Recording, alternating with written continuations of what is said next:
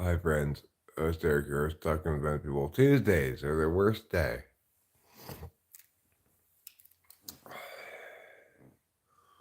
There are only two good cartoons that come out on Tuesday. Here's why Tuesday is the worst day. People a lot of times think Monday's the worst day. But actually, it's Tuesday. Think about it. A lot of holidays land on a Monday. And Monday Night Football's on Monday. But what's on Tuesday? One of the reasons why Tuesday is the worst day is there's never any football on Tuesday.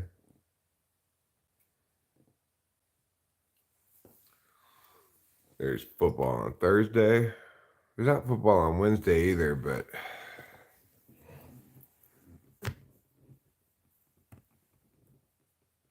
Wednesday does a better job of being closer to the weekend. That's why it's hump day.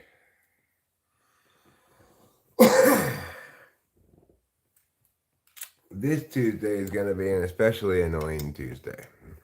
Why, you say? Why is this Tuesday so bad, Eric? Because yesterday we went to the car to go to the store, only to discover that we had and have a flat tire.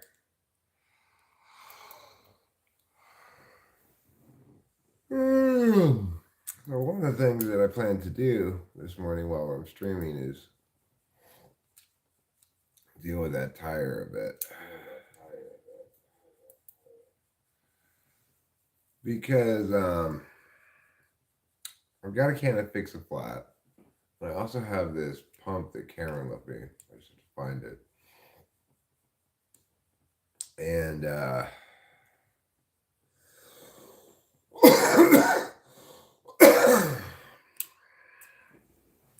hopefully the tire holds air. That'd be great, with the Fix a Flat in it.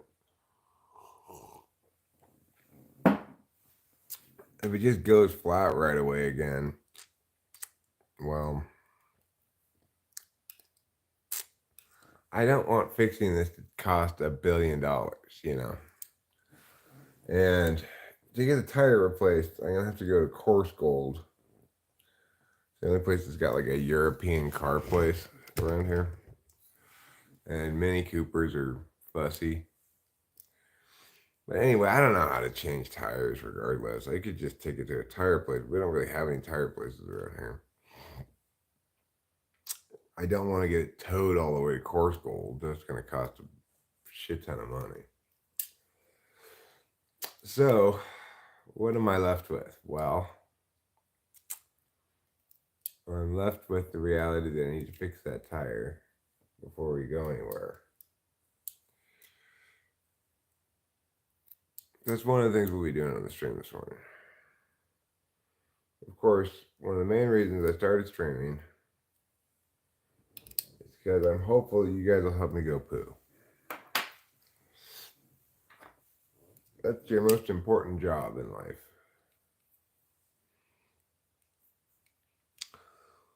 That black and white kitty is getting very bold. I was sitting in the garage this morning having a cigarette, and I looked over at the cat door, and whose head is poking in? The black and white cat. And I was thinking if I ever did get another cat, I've already decided what would be a good name for it. A good name for a cat would be Cum Dumpster. Kitty, kitty, cum dumpster. I think that's a great name for a cat. Kitty, kitty, cum dumpster.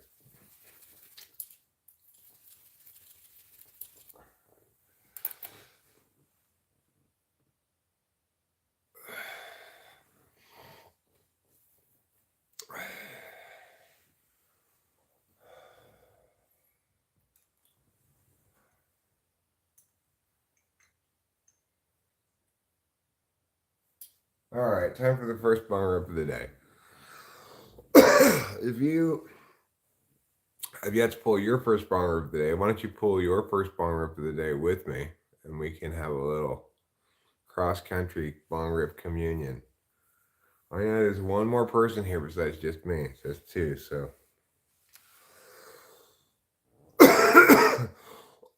Whoever you are, smoke them if you got them.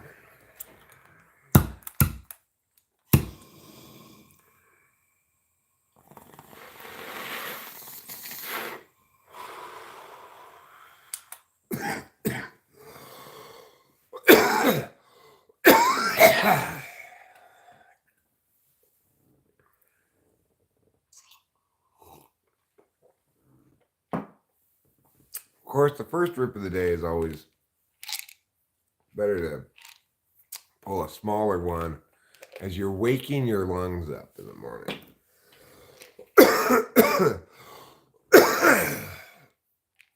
You don't want to wake them up with just a big splash of cold water. You want to ease them awake. Come on, sweetie, time to get up. Like that. All right, taking some B vitamins now.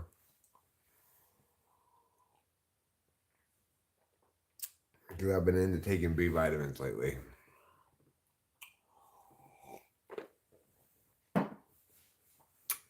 Hasn't cured my neuropathy yet, but it might be helping a little bit. It's hard to say.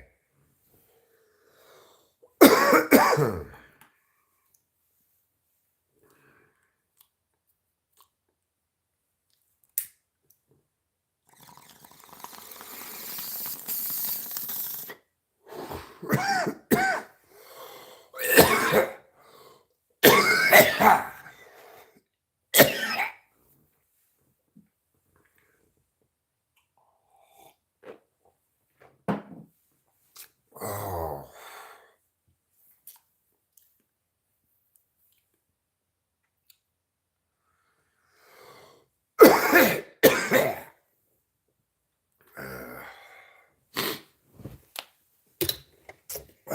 That was a bit of a challenging rip to pull.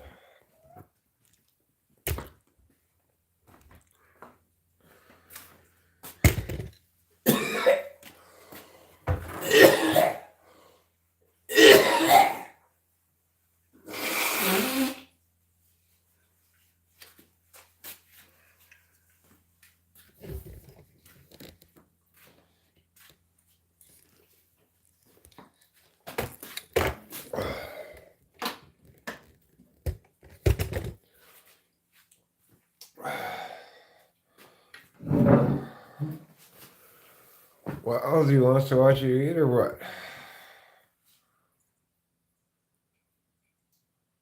No? Well, come on then.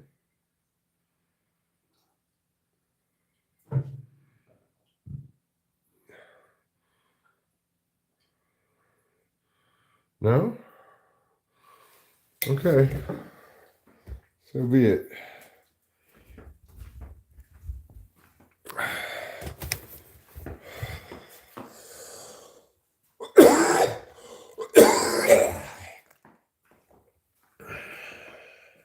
All right.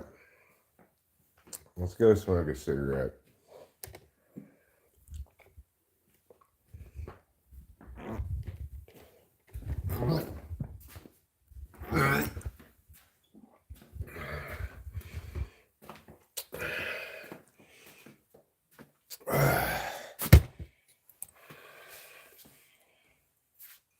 Still feeling kind of a little peaky from the bar.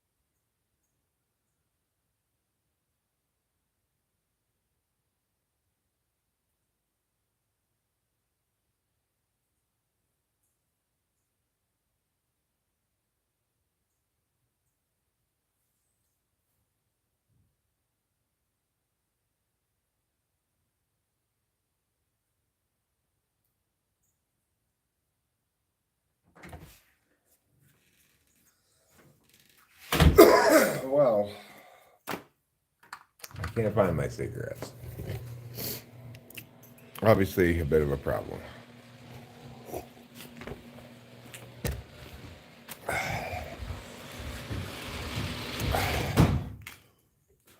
They're in here.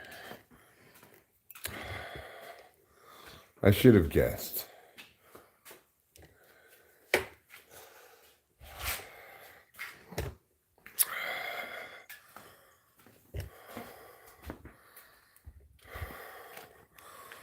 So, you know, Tuesdays are the worst day.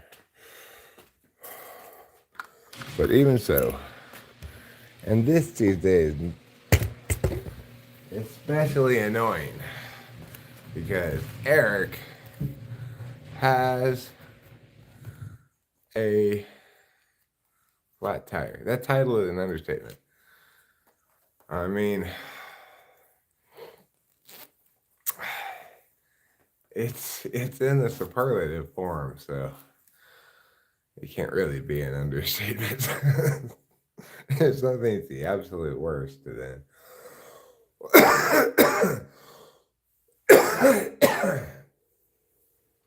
and you can't really damn it any more than that.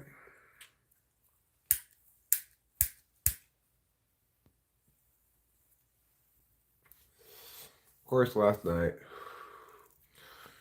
Rachel and I are watching Unexplained hosted by William Shatner. And we hear this bang noise from over there somewhere. We're just like, what's that noise? I know exactly what that noise is. The cats have brought another creature in the house, and they're banging into the trash can in the bathroom. Sure enough, another mouse in the house. This one was alive enough still that when I got to it, that I carried it outside and put it in the bushes. And in theory, it might have lived, but I doubt it.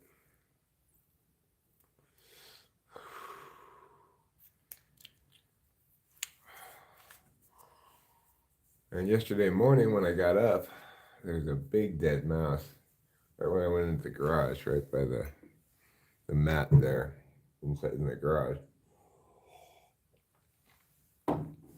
I prefer these, leave them there, you know. If they're going to catch mice and kill them, just leave them in the garage. I'll throw them away when I see them. But don't bring them into the house, ideally.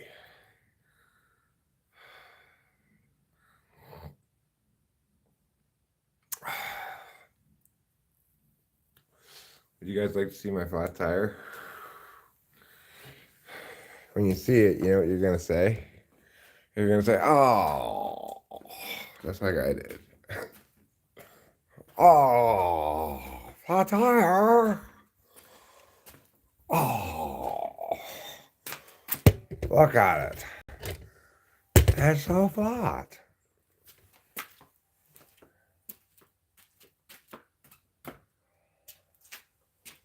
Oh,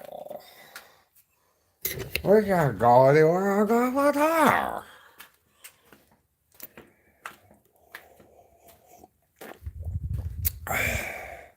Horrible, huh? That's exactly what you don't want to see when you go outside to go to your car or get in your car. You open the door. That's right there, a flat tire. Yes, you're like, oh, why? It sucks ass having a flat tire. And it's like,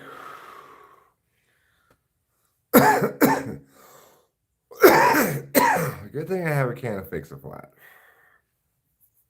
And if I can find it, a pump that you can charge up. It's a chargeable battery pump. And then you set the PSI you want it to, and it pumps it directly to that PSI. Cameron gave it to me. Fortunately, I have those two things. So I'm going to try to fix it so that at least I can get into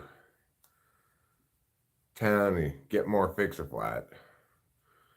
Fill it up again. Try to get it either to stay filled with air because I put so much Fix-A-Flat in it, or um, have enough air in it that I can drive it to coarse gold where I can get the tire replaced. The thing is, who knows how long it's going to take them to replace the tire. They might not have the tire, etc. So I really need to call the place first in coarse gold, or someplace maybe in Oakhurst. I don't even think there really is a mechanic in Mariposa that I can think of I've ever seen.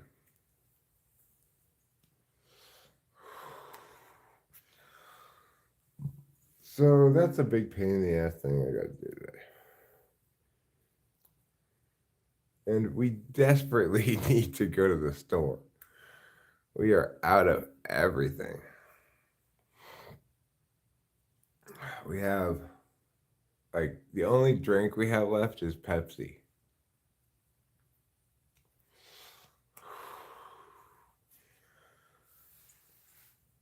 The only food we have left is 2 frozen pizzas. So, obviously, we really need to go to the store.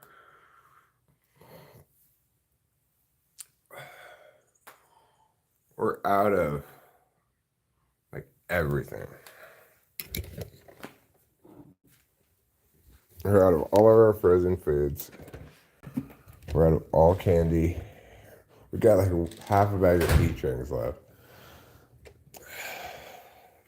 We're out of all non-alcoholic beer, all iced teas.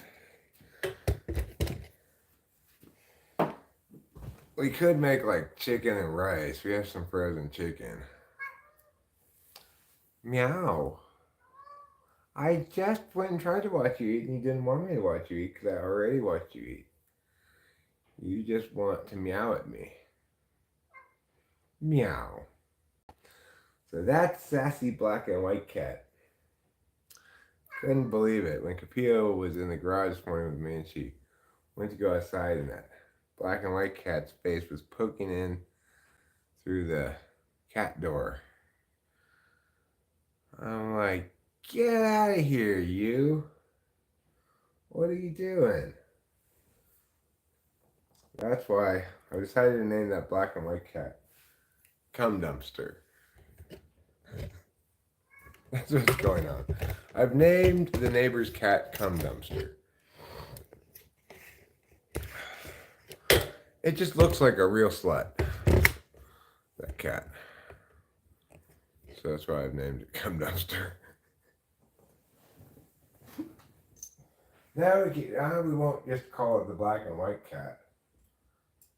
I'll just say, I gotta go shoo Cum Dumpster away.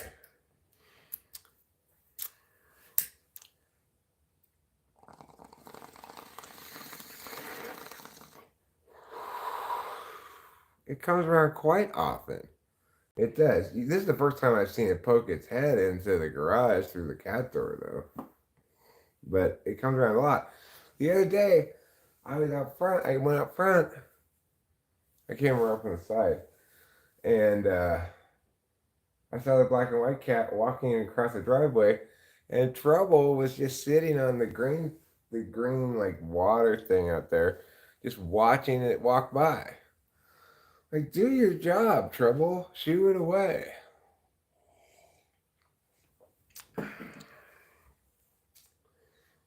But he didn't shoo it away. I had to shoo it away. Because we do not want a third cat. I'm sure this cat is very happy to have other cats in the neighborhood after not having any cats in the neighborhood before, probably. And maybe that cat wants to be friends with my cats. I don't know. But Capio does not want to be friends with it for sure. Meow.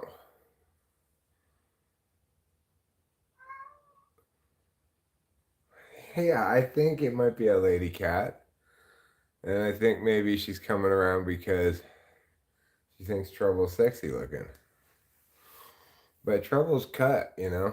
She's not going to get any play from him.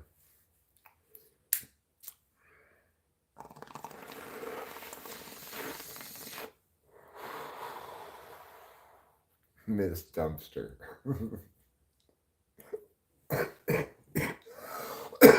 You know, maybe a male cat. If it is, it's still named Cum Dumpster.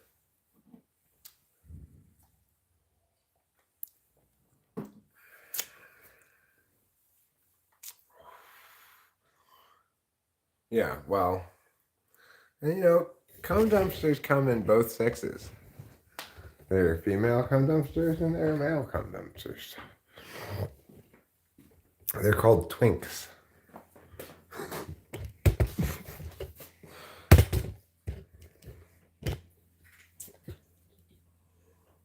All right, now I'm going to get myself another cup of coffee.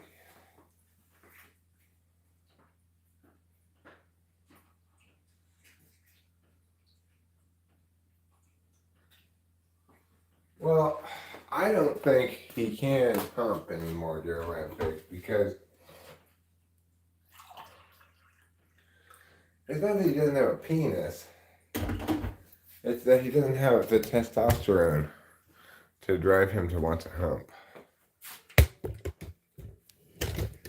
I had some of that yesterday. I had testosterone in my body. And I had a hump, Rachel. It was wonderful.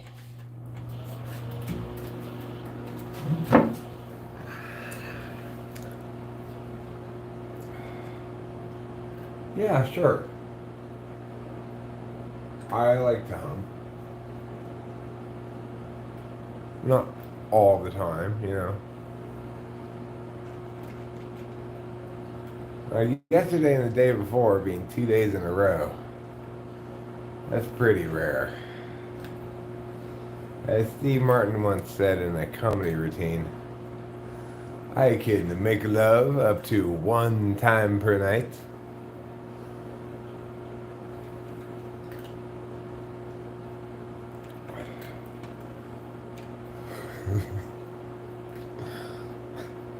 Who wants to make love more than 1 time in a night per day? It's got to be maybe like right at the beginning of a relationship when you're really feeling the hormones rushing through you or something.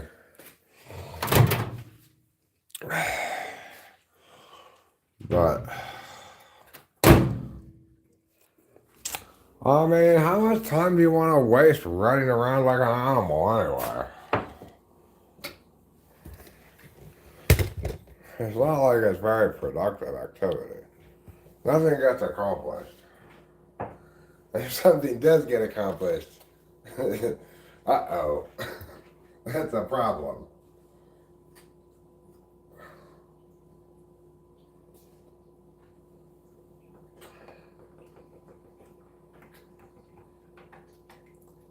But you know, most of my activities aren't very productive. And that one's more fun than a lot of my unproductive activities.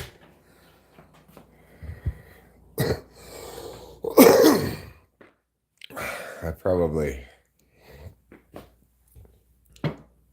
accordingly should evaluate it not on productivity.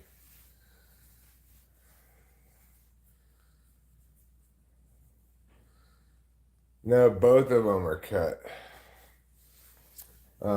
That's why trouble. That's why trouble came to be a family member in the first place. Is the animal control people? He was just a wild stray, um, uncut cat, and then where are my glasses? And then animal control picked him up, cut his balls. And they cut off the tip of his ear to show themselves that, in fact, he was already done. You know. That's when he started being like, "And now I am your cat, and you are my people." And we tried to shoo him away. but he defeated us. We don't want a repeat of that with a black and white cat. I am 99.9% sure it's the neighbor's cat, so we don't really have to worry about that. But there's 0.1% chance that it's a stray. I seriously doubt it. I don't see how a stray cat could have lived through last winter. But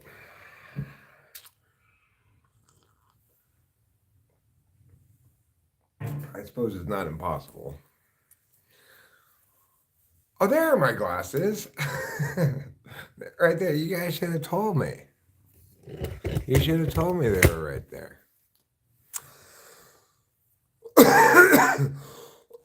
He has trouble with a eunuch.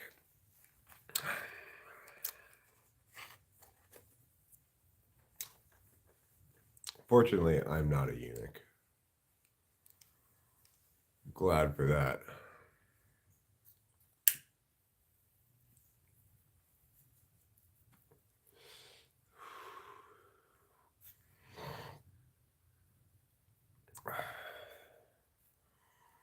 Eunuchs are a strange phenomenon. It's like they want males to be like guards or some sort of serving position, but they don't want to have to worry about them having sex with their lady, so they neuter them.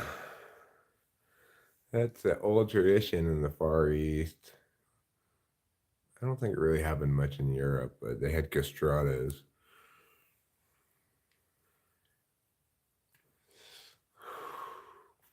But throughout history, no one's ever tried to neuter women.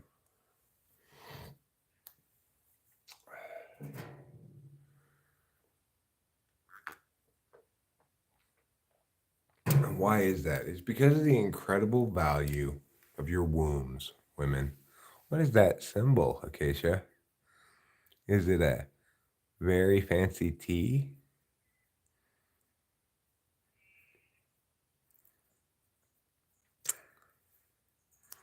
Oh, you mean give him testosterone boosting cat drugs?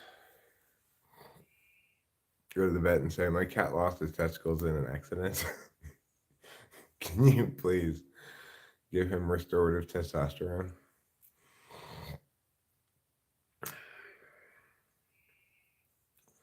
You know, I want him to be more violent.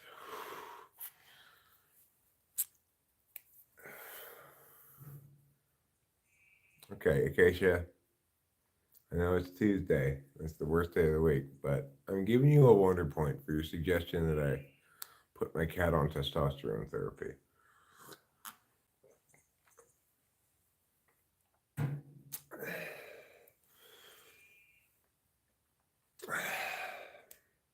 I see those ads sometimes. I used to for like, do you have low T? I mean, who needs more testosterone? I think I've got plenty of testosterone. It's like, if I had more testosterone, I'd probably just be like even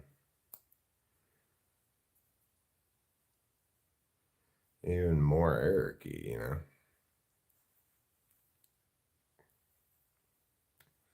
It's a hieroglyphic peen. I doubt it exists for cats, Acacia. I seriously doubt it. I don't think anybody wants their snipped male cat to get more, or even just their unsnipped male cat to get more testosterone. It's like I had a male cat named Moitertons, who we never snipped. Raised him from an infant, you know, like bottle fed him. He was a save cat, like his mother got hit by a car or something like that. And so even so, when he grew up, he was like, I don't know, 4 or 5 years old probably. Moitertons.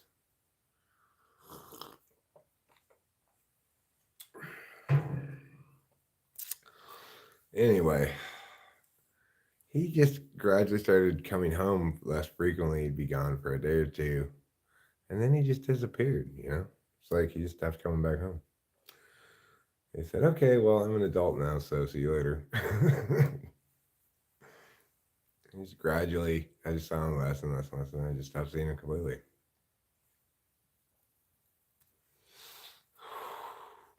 Which was not a terrible thing, because Delilah, as a little girl, was terrified of that cat.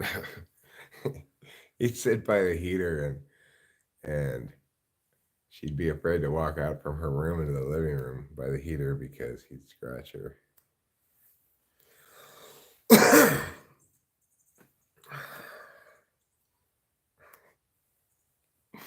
Oh, Moitertons. You were a terrible cat.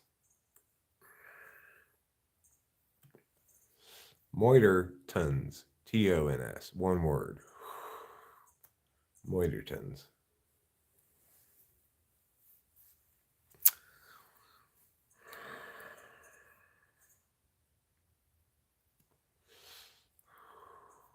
Both of our cats now are more well behaved than Moitertons ever was. You're in trouble because he doesn't have his balls. He's really into love now. Like, every time Rachel and I get into bed, he climbs right up in between us with these big purrs and just like, oh, heaven.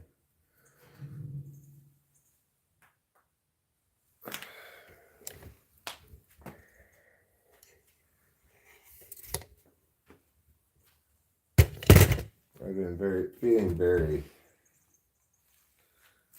lovey-dovey towards Rachel lately.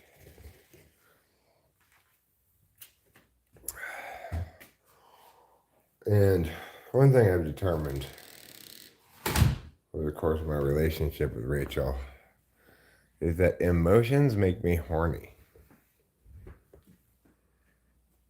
Maybe that's the purpose of them.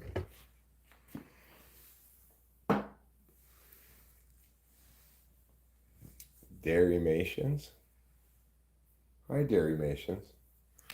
That's a lot of emojis. It's very colorful. It really makes the chat look shiny. It adds a certain amount of sparkle core to our chat, which I appreciate. Eric, what are your thoughts on an enneagram? Oh, you retracted it. Oh. There it went.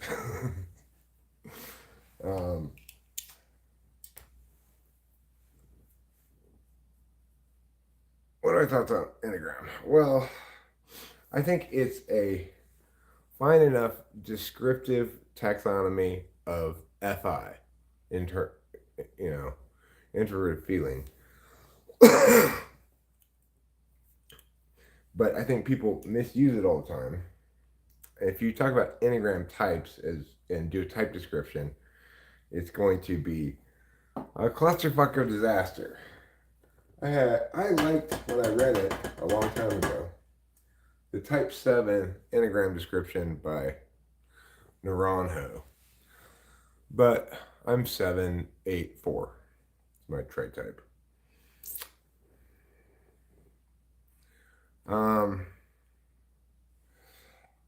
But the other day, Rachel read the Naranjo. Rachel and I were looking at the Naranjo description for Type 9, and it was a mishmash of different cognitive function types, just like the 7 one is. They're trying to explain 16 types with 9 enneagram types, but enneagram is just a taxonomy of FI. If you treat it like that, then it's fine. How am I likely to react to shame-inducing events? How am I likely to react to fear-inducing events? How am I likely to react to anger-inducing events or anger in the world? And you'll get pretty accurate, strikingly accurate, actually, predictions about, say, how a person's likely to deal with someone who's angry. If you're an 8, you're likely to be angry back. If you're a 9, you're likely to try to appease. And if you're a 1, you're likely to withdraw from that situation. That's as far as Enneagram goes. It tells you what what you're likely to do emotionally when confronted with these feelings or things that induce them. How do you get rid of shame? How do you convince yourself you're okay? You don't have to be ashamed of yourself. Is it by helping other people? Is it by achieving on traditional metrics, by having a nice car, a nice house, or whatever?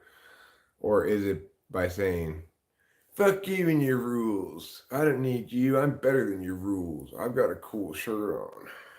Boba Fett, you're a fellow cool shirt aficionado. So I think you can appreciate this shirt. You know, you don't have to be a young person to wear a cool shirt, okay? You just have to be cool. Misty Joy, I am doing fine. I just have this one problem. It's kind of a big problem, but it's not an unsolvable problem. Would you like to know what it is? I have a flat tire on my car.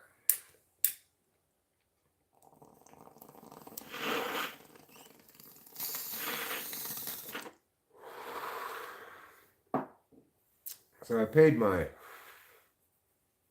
car registration online yesterday, which was the last day to pay it before the price goes up. And it's like your car registration costs $264 or whatever if you pay it by the 16th. But if you pay it by the 20th, then it's $284. If you pay it by now, then it's $300. So I paid it by the first day and just on the last day I could. So I got it. I got the cheapest price for it.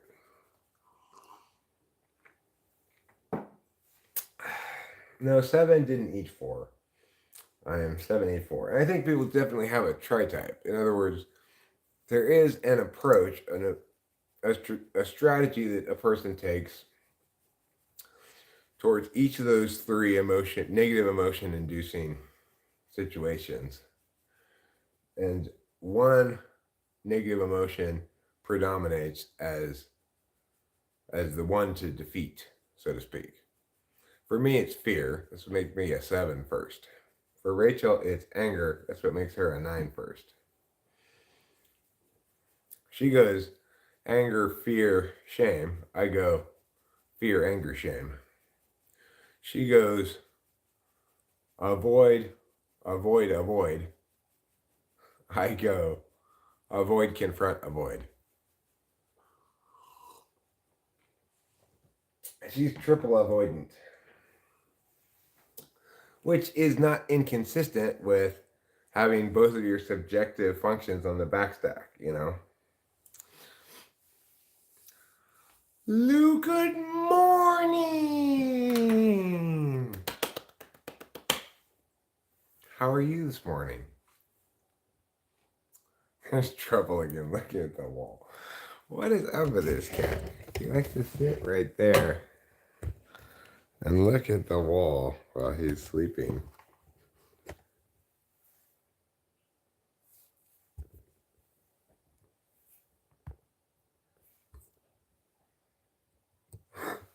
Like, what are you looking at? He just really likes that spot of the wall, I guess.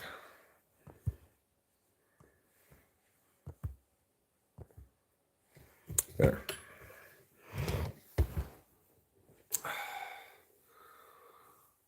So, I do have a second problem, which I've already articulated this morning.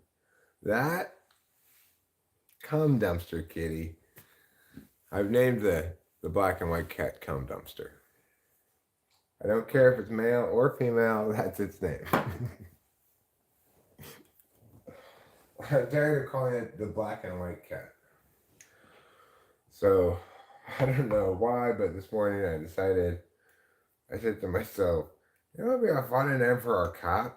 Cum dumpster. Kitty, kitty, cum dumpster.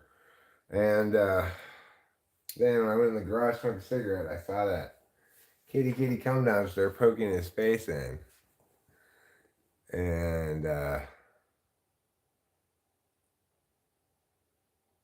oh, I'm sorry to hear about your squirrel. October can be an emo time. It's been an emo month for me for sure, you know? And it's been revelatory as well. Like, I really feel as though a curse has been broken in the last week, what I call the curse of Kimberly. I didn't quite realize just how much self concept damage I had taken in that relationship. And, you know, just how much I had internalized some of her negative narratives, especially about me as a sexual partner. And she wanted to attack where it hurt most, right? So she did. And it made sex scary for me, even even and it's like I didn't know it. I didn't register that we were both still been kind of guarded. But I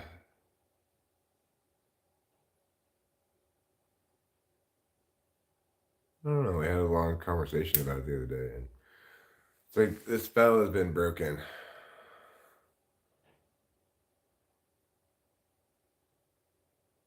Well, it might not be a backslide. It might be a processing thing, like happened with me. Well, I wasn't necessarily insecure about that boy Klaus. Um, Although she couldn't. She could only do so much damage where there's concrete empirics, I guess.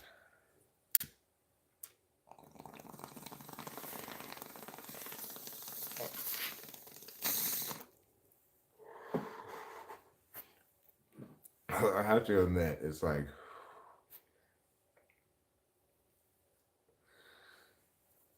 it just argumentationally. When that dude came in, it was like IUD. I just thought, oh man, you just walked into it, motherfucker.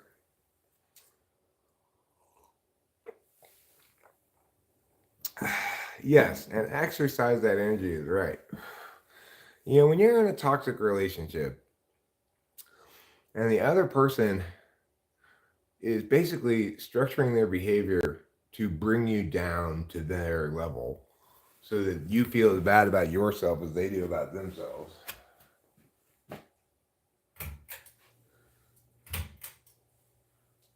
Then, then if your subjective functions, especially FI, isn't very conscious, it might take you years to get around to processing something. Especially if you've got a lot of other shit going on. So I came straight out of that relationship into this relationship with Rachel, like like 2 weeks later, maybe. Um, and I think what Rachel and I both came to understand better is just how unsafe a life's worth of horrible relationships has made us feel. You know, that even after we're married, um, we still have fear that's been imprinted upon us from previous relationships. It's hard for us to just relax and be happy without, seeking a lot of reassurance from one another, I guess, which we're both happy to provide. We love each other so much and we're so meant to be together. I was saying to her the other day, the age gap between us has turned out to be absolutely nothing. That neither of us ever feel the slightest bit of generation gap. We both probably feel in some way younger than the actual adults around us, just because we're both so intuited.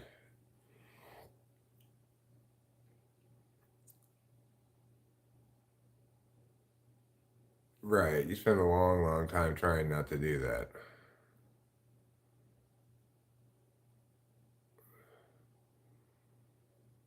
It's always incompatibility, that boy Klaus. That's what I've determined is it's always either incompatibility or toxicity. It's never either person's fault. The whole idea of being good at sex by yourself or something is insane.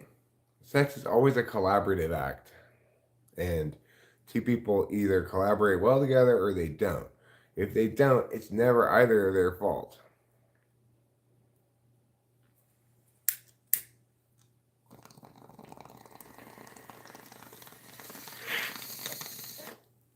And you can't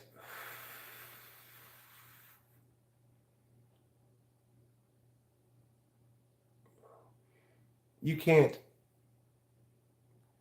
like if you're concerned about if you're performing adequately, it makes sex shitty. You have to feel safe. You have to feel like you are exactly and only what the other person wants. Good morning, cat down the road. You have to feel 100% like loved, wanted, and you've got to really believe, both people have to really believe like that they got lucky to be with a person. I don't know. I think what Rachel and I have is incredibly rare in the world. Almost no couples ever achieve, almost nobody ever achieves in their romantic life what Rachel and I have. We've been together for 4 years. We still want to spend all of our time together. It's crazy. If you're bad at sex with yourself, well, then I don't know what to tell you. If you can't figure out how to masturbate, then I don't know what to tell you. That one at that point, I just because if you're like if you don't feel safe with yourself, hmm, I'm afraid I'm going to touch myself in ways I don't like.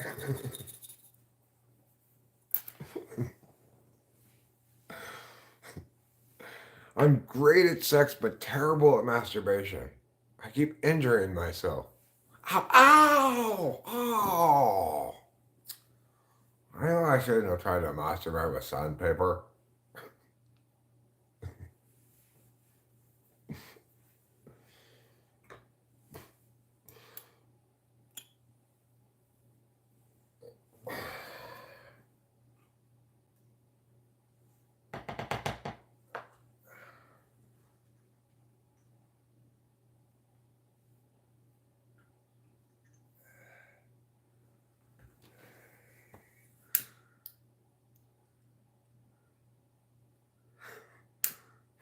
You're so curious as to what that means. Yeah, well.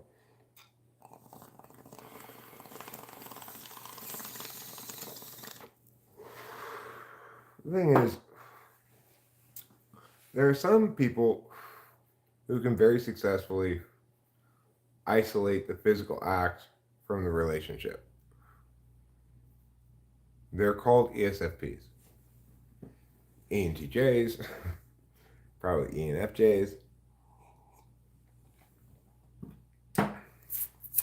But, you know, I think the further you get from SE is a conscious and absolute value. Uh, the more you need the meaning landscape to be really well defined and not subject to change, and then you can relax and, you know, that's what you think when you see girls with really long nails masturbating. Do you see that a lot? Do you find yourself walking into a lot of rooms where girls with long fingernails are masturbating? I guess you must watch a lot of porn. I don't watch a lot of porn at all. Uh, Basically, I have to be pretty thwacked out towards the beginning of a bottle of speed, then I'll masturbate. But I always regret it too. It's like, why did I waste that load? I should have just waited till Rachel got up. Wasted load.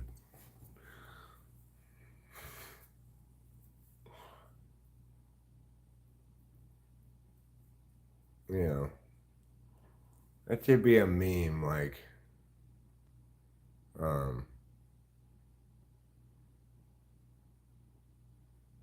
like a picture of a guy sitting in front of a computer screen with some undefined flesh behind the on the screen, and one of those circles, like loading circles, and then the guy looking like, oh, it says wasted load. Like you're about to come, you're masturbating to porn, and then all of a sudden the video stops playing and does that loading circle, but it's too late to stop. Oh, wasted load.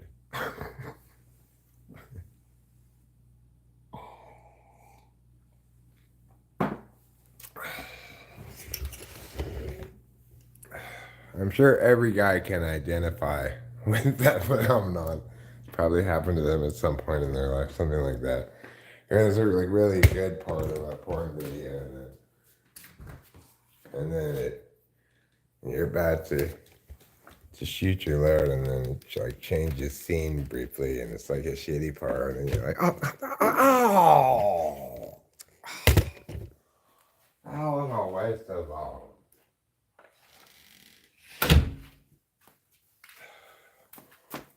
Is there any man in the world who cannot identify with that? Sure, it's happened to all of us at some point.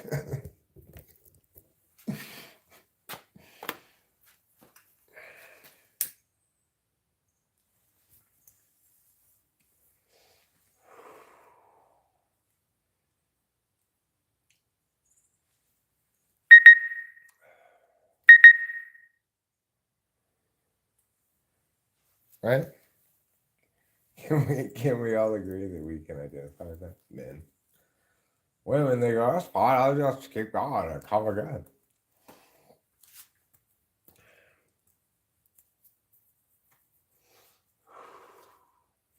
I can't imagine what that would be like. You like come like 5 times or something. It's inconceivable to me because then as I come, it's like, okay, I'm done with this activity.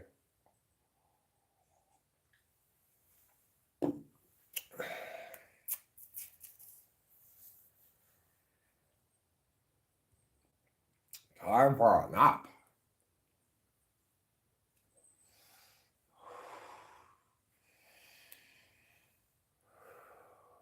Oh, you stinky wall. Your stinky gray shit on you. I gotta get to work. I need a new bottle. I need to get a Vivantage going.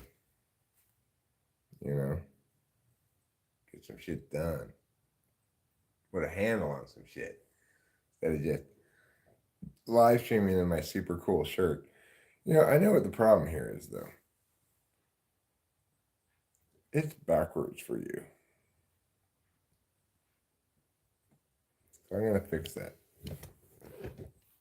There. Now you can see it forwards.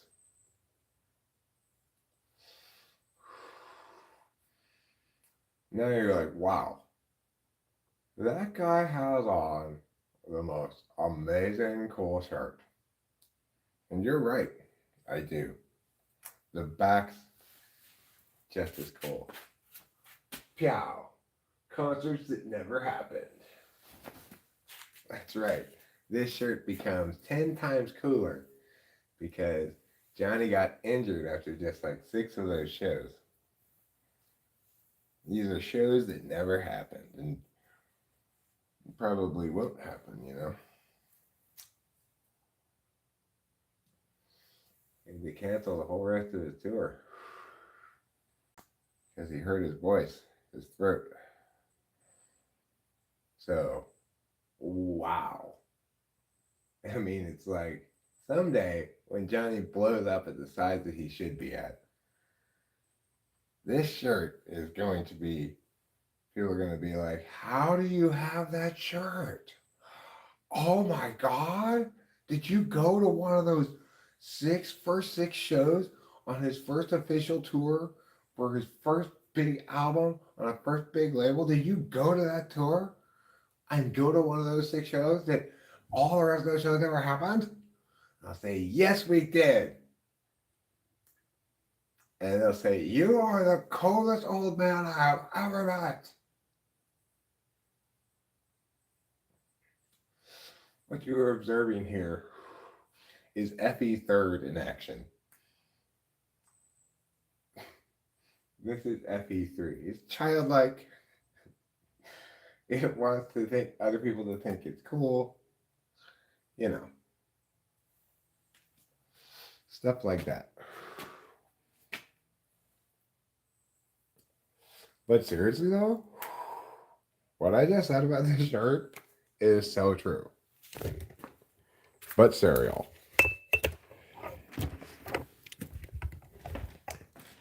In like 10 years, this is gonna win the coolest shirt in the world award.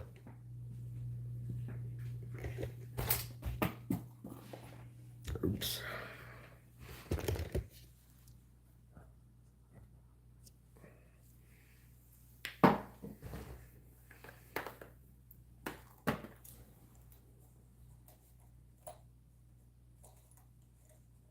Dance with me in my backyard, boy, looking super fine in your corduroy. That's such a good song by Claire Rosenberg. It's called Backyard Boy.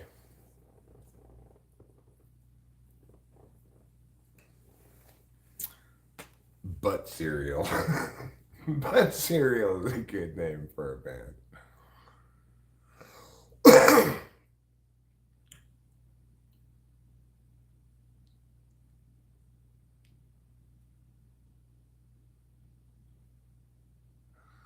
Yeah, well, he had to get surgery on his throat, I guess.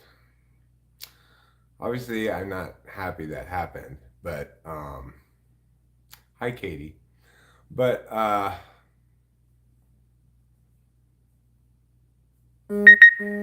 yeah, be extra nice to yourself and remember that we love you. And don't eat too much butt cereal. Acacia, I'm giving you another wonder point for butt cereal. That's 2 wonder points for you this morning. Congratulations. Too bad it's not Wednesday. It's one of the reasons why Tuesday is the worst day. I will again go over the reasons why Tuesday is the worst day. A lot of people think, like Garfield, for example, that Monday is the worst day. Garfield knows 2 things. He likes lasagna and he doesn't like Mondays. But Mondays, first of all, a lot of holidays happen on a Monday. So maybe you get off Labor Day. Maybe you get off Memorial Day. Maybe you get off President's Day. Also, on Monday, no, there is no Wonder Point Tuesday, Acacia. I'm sorry. That's a Wednesday. It's because that's the only day of the week in which you attain alliteration. Um,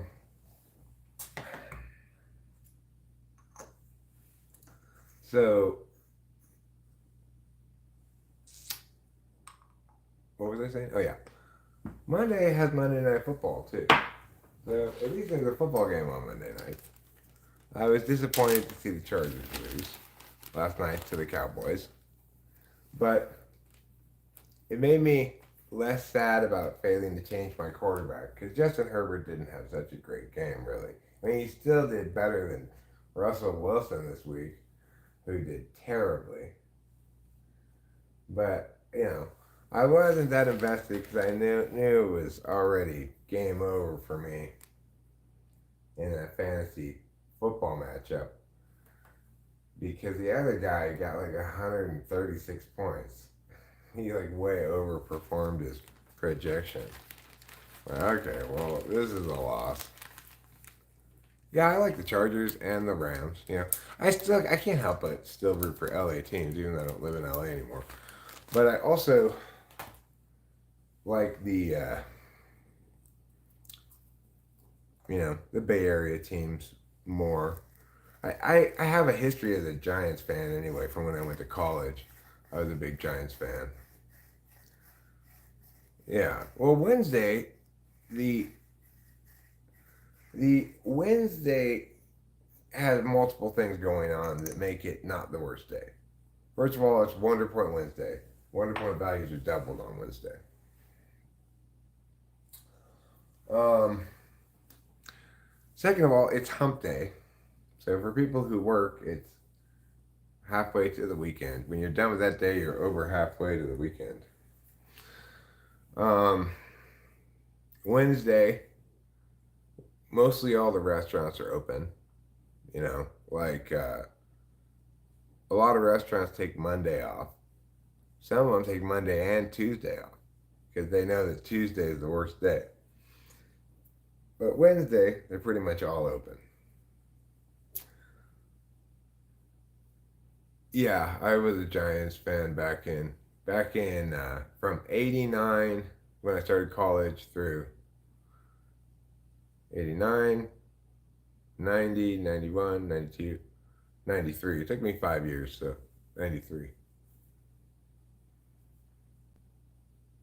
Yeah, tacos are the only thing Tuesday has going for it. You're right about that, Katie. Um, well, you could try to spend it on a metaphysical hamburger, and depending on my mood, I guess I would determine the price of a metaphysical hamburger, how many Wonder Points it would cost. I suspect it would probably cost 2 Wonder Points, and you'd be allowed to eat it for one full day. So it's a 24-hour burger. It's not a burger you can keep forever.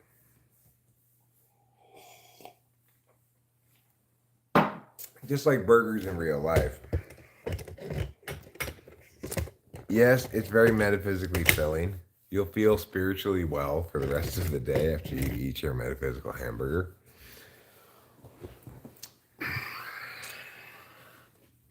What's a Wonder Point? Well, a Wonder Point is something that I award people in the chat when I think what they say is clever or funny or notably interesting or whatever. Now, I believe it's Show Media has suggested that you could potentially cash in 10 Wonder Points in order to choose the title of the next live stream. It's not like that. It's not a competition, although there probably is a leaderboard. I don't keep track of how many Wonder Points people have. I was somewhat surprised to learn that people actually keep track of how many Wonder Points they've earned. It's just one day, it was Wednesday, and I just titled the stream Wonder Point Wednesday, and I've been awarding Wonder Points ever since. Well, Katie, you know what you can do if you think it's live? You can go to another stream which has competitive wonder points. Someone needs to win. Well, I mean, we could, you know what, Katie? I kind of do like your take on this, actually. I kind of do like your take on this. It makes me think that we should have like a week period and keep track of the wonder points and see who wins over the course of the week.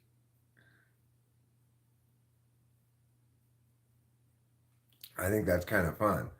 Then you could, oh, you got your total. I think you have a total of two. I don't remember ever awarding you any wonder points before this morning, Acacia. But who who could see the chat butt cereal and not award a wonder point for that? So, Katie, you know what? We might try to implement. It has to be a short period of time. I don't know. We're gonna try to implement like a 1 week wonder point competition at some point. I like the idea. I what I don't like is the idea of me keeping track of all the wonder points because then as I'm awarding them, I'd be thinking about who's winning, and that would interfere with my process of awarding them too much. As it stands right now, I just award them when I feel like it.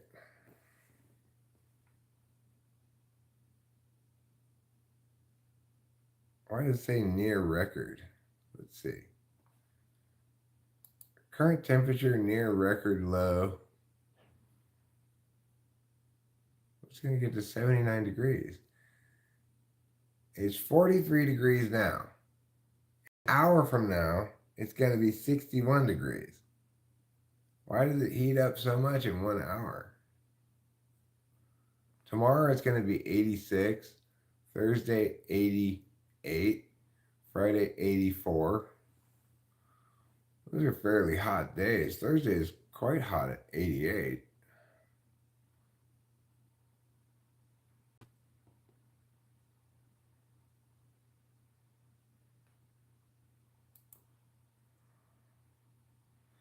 Today's high is above the average high for October 17th by 5 degrees. Well, that's interesting. Thanks, Microsoft Weather thing. I appreciate it.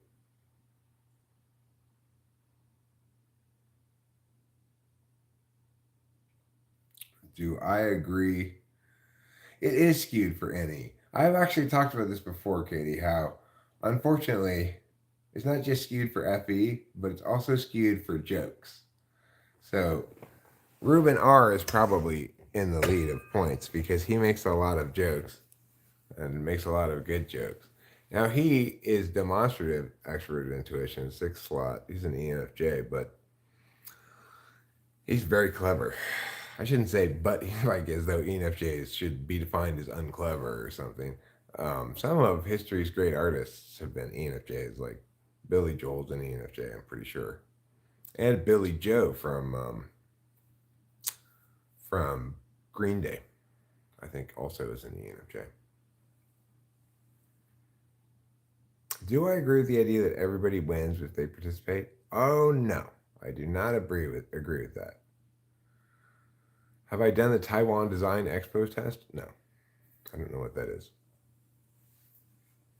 If it's some sort of personality thing, I'm not interested in it. I've been working on this stuff for too long and been too fully aware of all the vectors to be interested in looking at another example of someone else's wrongness.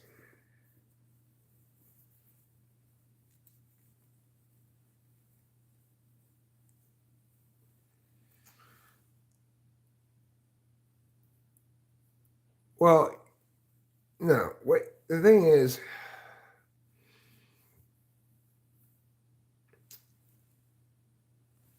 your good artists in general are going to be in one or two.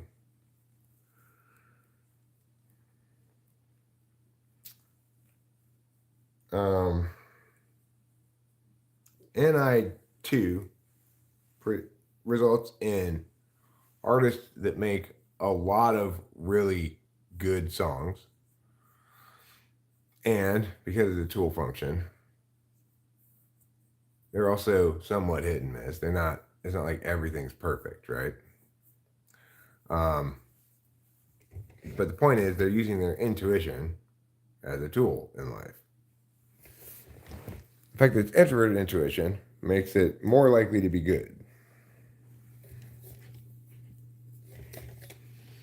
There are a couple of good any tool artists, but by and large, they have a limited amount of good stuff because they countervalue NI. Like Donald Fagen's a really good any INTP artist, but they're rare. Usually, INTPs are good at doing things like writing the critique of pure reason, aka being Kant, or Robert Pirsig.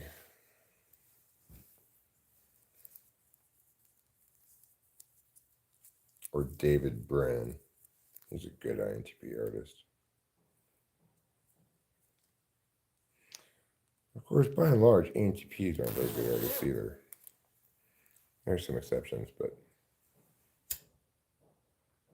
ENFPs really aren't either. I mean, NI is much more consistent with making good art than NE is.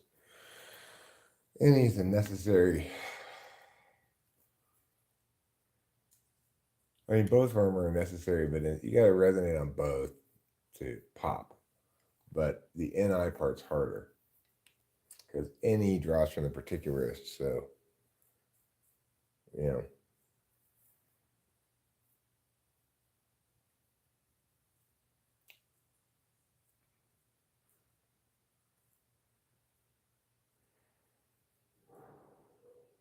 And, NE only sometimes you maybe has an advantage in comedy. It does probably, but I'm pretty sure Steve Martin's an INFJ, Martin Short's an ENTP. Steve Martin's funnier than Martin Short, but I don't think you should generalize from that example.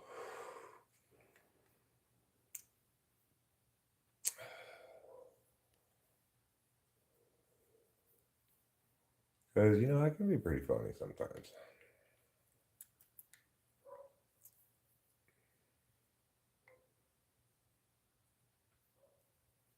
The problem I have with comedy primarily is that I don't. With my music, I have an easy enough to manage record of all the songs I've made.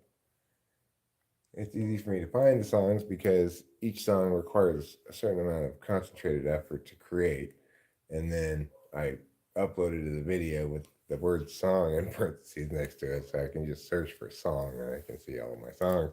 I add it to playlists, etc. Jokes occur much more organically and ephemerally than do songs.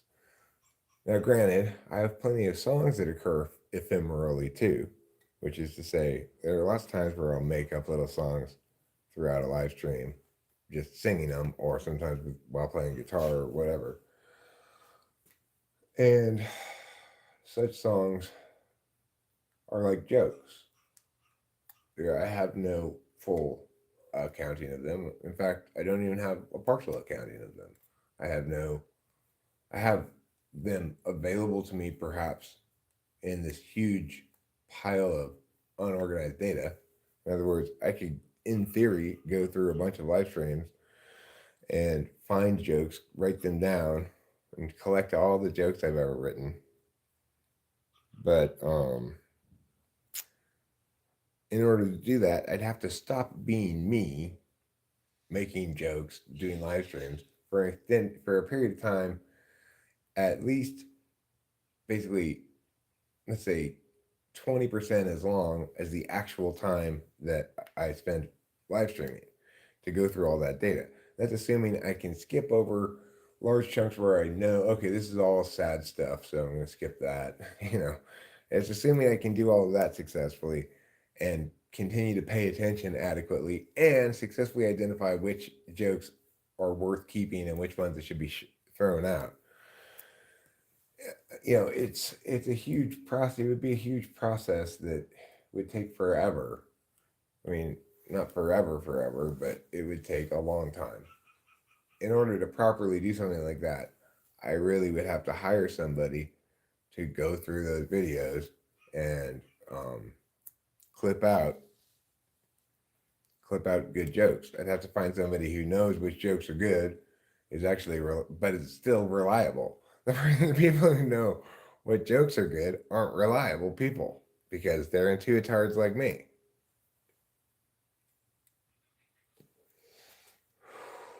If you're reliable in your aesthetics, you're not likely to be that reliable in your work habits. The exception would be ENFJ. I'd have to get an ENFJ to do it. And they probably would get tired of it pretty quick. Although, I don't know. Who knows?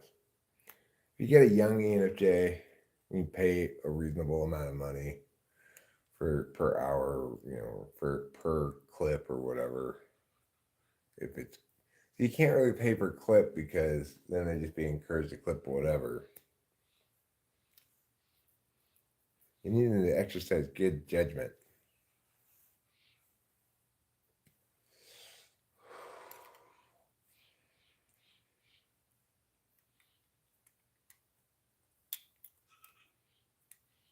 Of course, there would be some things that are assistive, like Winston's mom frequently tags things that she likes. There might be some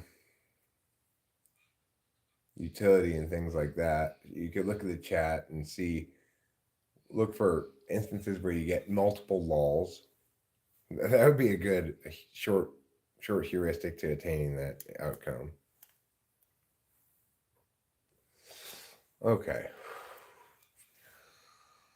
So I think it might be time to go deal with the car a little bit. The first thing I have to do, the very first thing I do is bring a trash can from over here over by the car. I'm going to throw out all the trash in the car because,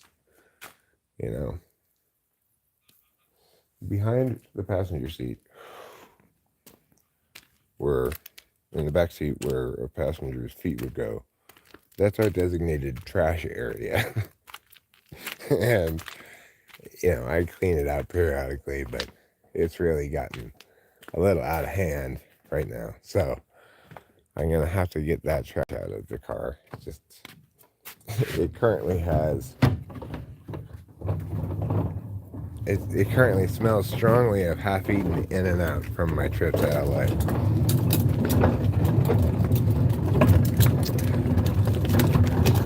Oh, my paws are falling off. I should pull them up. Because I don't even have any hugs on or anything underneath my tongue.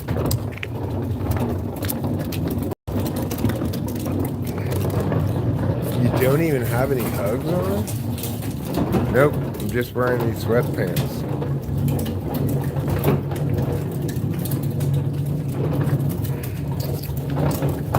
Phew!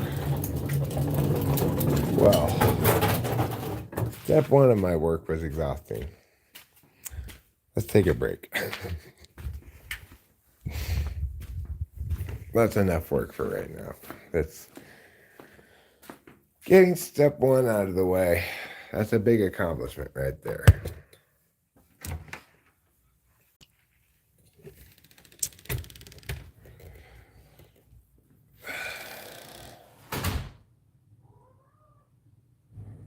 Meow, kitty.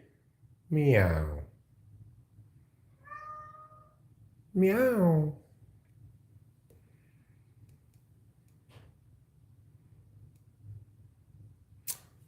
Okay, coming inside now.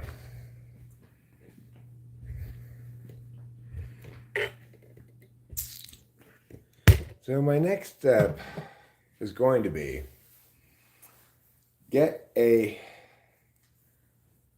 why was Cinderella so bad at soccer?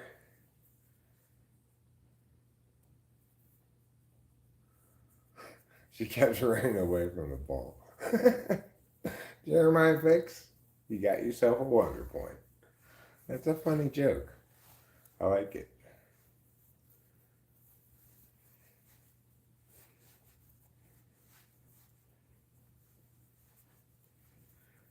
I was thinking maybe it was because it was impossible for her to fake being injured.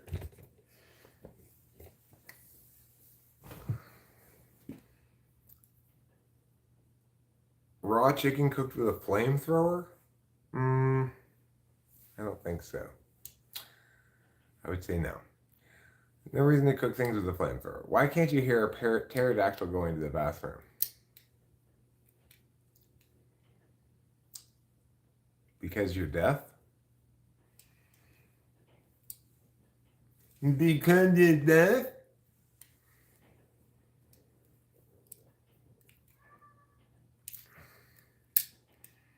Oh, kitty wants me to watch you eat. Why are you being such a watch you eater?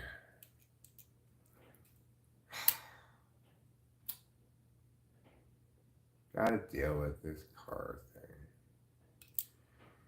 The reason I have to take all the trash out is because I gotta find the pump, and I'm not sure where that is, and also it's full of trash anyway, so. What a pain in the ass. WTF. Because the P is silent. Well, you're not gonna, this is not a good way to get a lot of wonder points. They gotta be more organically occurring. I'll give it to you for the first one, but, you know. I like the joke. What do you call an angry carrot?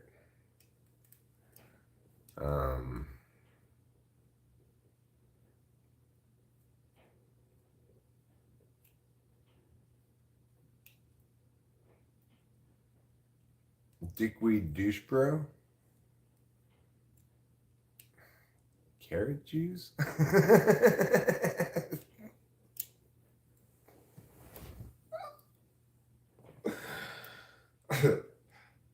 Okay, shit. That earns a very, a very, a very hesitant wonder point. Because that is so edgy. It's right on the border of anti-Semitic. You should have said Israelis, but carrot juice is just too perfect because carrot Israelis wouldn't make any sense.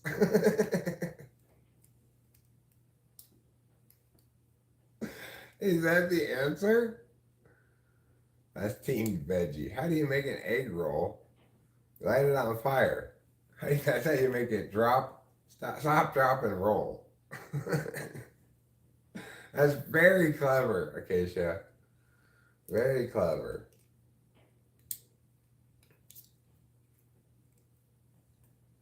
Push it. Push it real good. Well,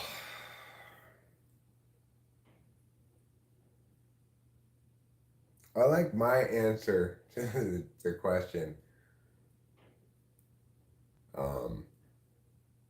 Why can't you hear a pterodactyl going to the bathroom? Just, you can't lose wonder points, Katie.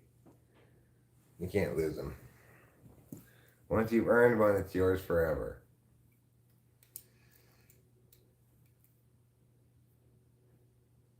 It's just the basic law of ownership.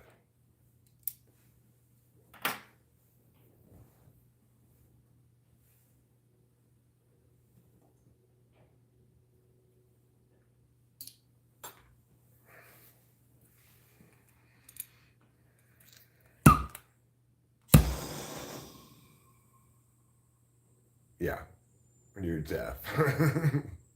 Because you're deaf. Like that. Can you get mugged and have them stolen? I don't think so. I think they're unstealable.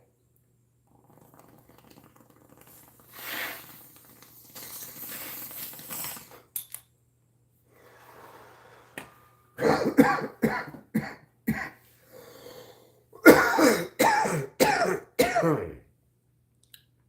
not like the Heisman Trophy. I can't believe they took Reggie Bush's Heisman Trophy away. It's ridiculous.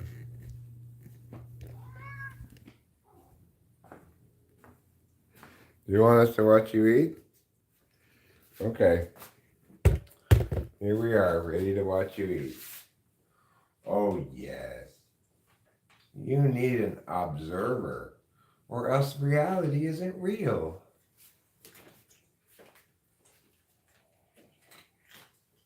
In that regard, you're a lot like me, Trouble. Oh my God. I have never done a worse job of pouring coffee into a cup. I just spilled it all over the counter. Simply because I missed the cup. I started pouring from the rest of the coffee from the pot, and I hadn't quite yet reached the cup.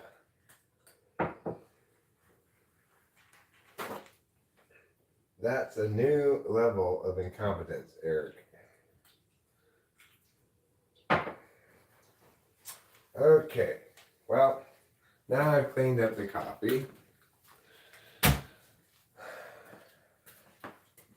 But I only have half a cup of coffee because I spilled so much of it on the counter.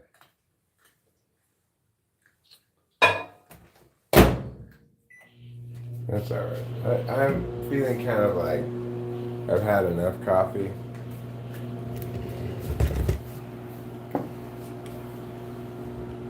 And you should feel like you've had enough food. I already watched you eat one time this morning. Oh, little prickles. You got little prickles on you. When he goes down the hill, when the cats go into the bushes on the hill, they come back, they got these little prickles on them. Burrs, I don't know what you call it. Plant things.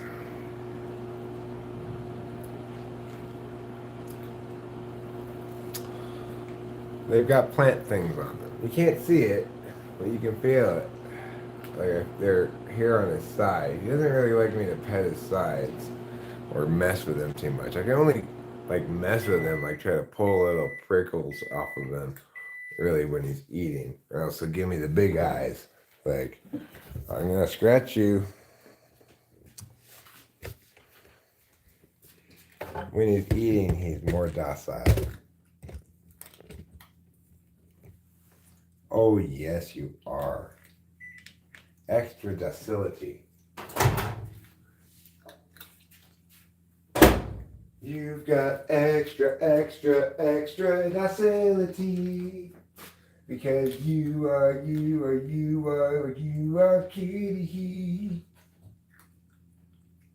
And I feel emotional attachment. Yes, indeed I do. Because you are a kitty, and I love you. Daddy knows. And Daddy loves. Yes, he does. Your father knows and loves. And loves and knows. These are the two things that your father does. I'm his father.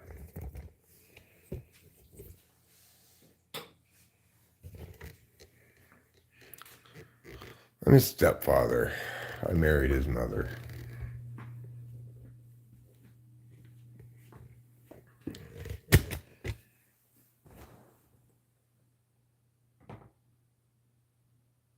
There.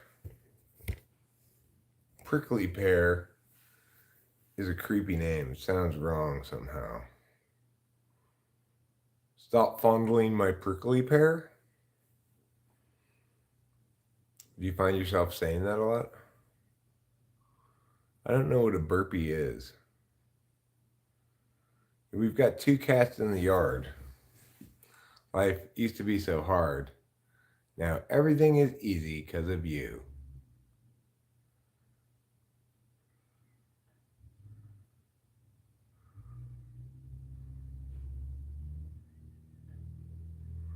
Your dog is watching. Pretty liberal with these points. I don't think so, Miss Lady Pants. Okay? You have to earn a wonder point. Maybe I'm in a more awardy mood this morning than usual, but not especially more. Acacia's been knocking it out the park this morning. Maybe you should try to knock it out the park, Katie, with a big flashy show for us. You gotta have lots of emojis. The point is, you can't try to get a wonder point. Jeremiah Fix may have pulled it off one time, but that's not your standard operating procedure here. Okay. How many people say Louis C.K. is an INFP? I think he's probably an INFJ.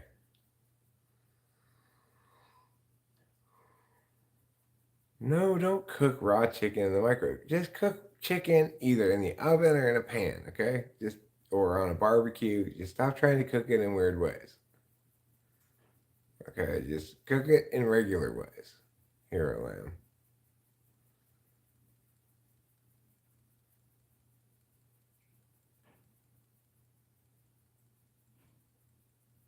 %100% Jesus. What are you made out of? 100% Jesus. Wow. That's a high percentage of Jesus. Even ivory soap is only 99.9% pure.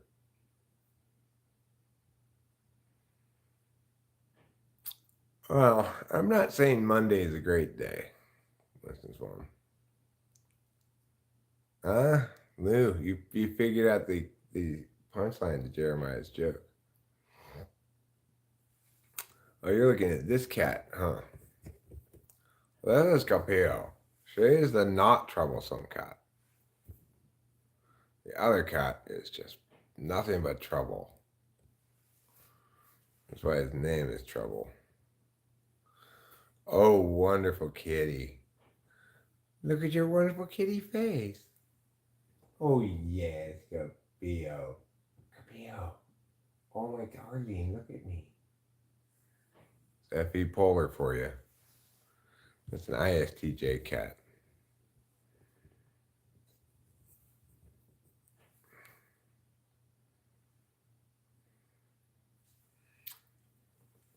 Lou's feeling the emo blues, the emo blues. She's feeling kind of sad. But she needs to remember that we love her so much, and that is very rad.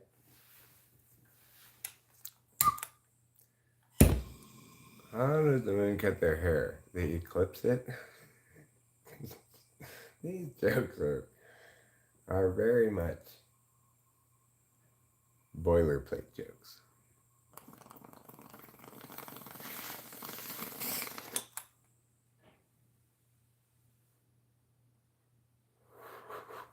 Cat just get a job. The cat's job is to look adorable.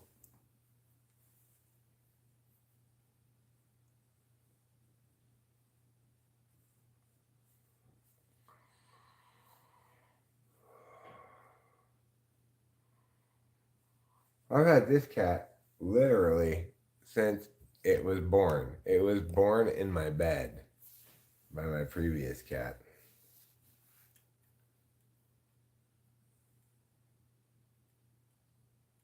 Yeah, that was Lou. Or maybe not, but Moon Fae. Yeah, something like that. Moon's over my hammy is a fine thing to get at Denny's.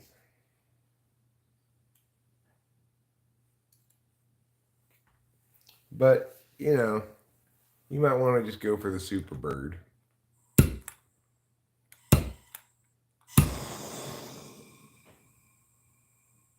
I'm really sorry to hear about your squirrel.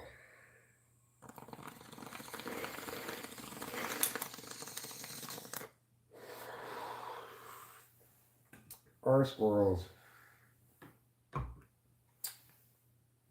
never tried to pet them. But I do notice that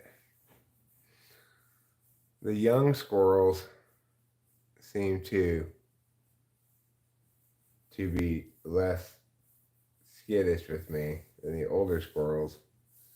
And I imagine that those young squirrels, when they get older, I can't tell the squirrels apart really.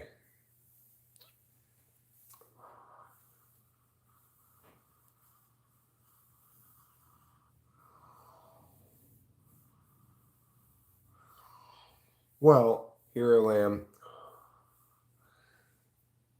mostly we do have evergreens around here. So there's a limited amount of foliage change, but I'll show you that we do have some. We have a fair number of maple trees around here. Do squirrels hibernate? I don't think so. I think they access their squirrel caches during the winter.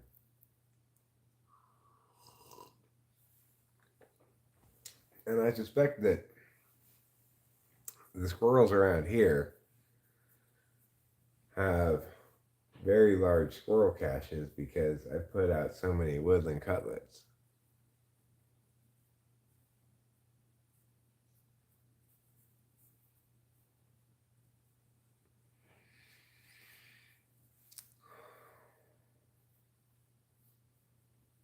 Squirrels are Squirrels don't live forever, but they don't seem especially subject to predation because they've got a lot of communication among them. And the only real predation they seem particularly subject to is cars running them over. Bears make fecal plugs when they hibernate. I just don't want to think about fecal plugs. I've pooped a little bit this morning, but I always feel like, if possible, I'd like to poop more. I'd like to not have any poop in my body at all times. I know, isn't that interesting? They have cute poo.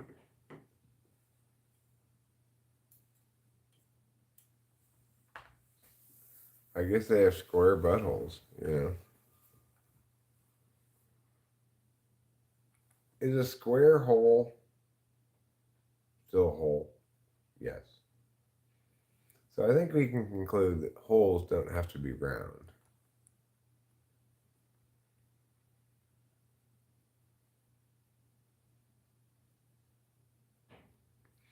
Yeah, well, in theory, people could prey upon squirrels with bow and arrow or a gun or something. People do hunt them, I suppose, occasionally, but not around here.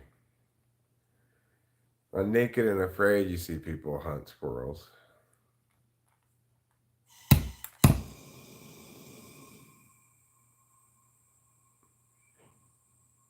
They've got square poos, yeah, cube poos.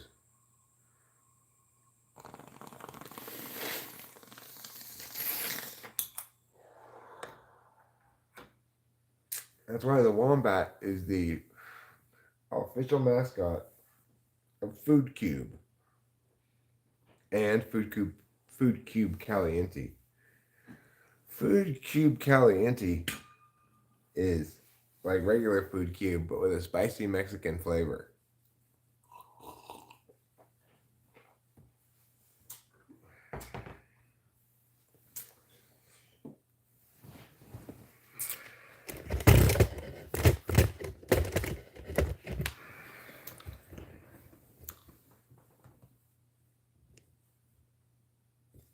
You don't want any bats in your room.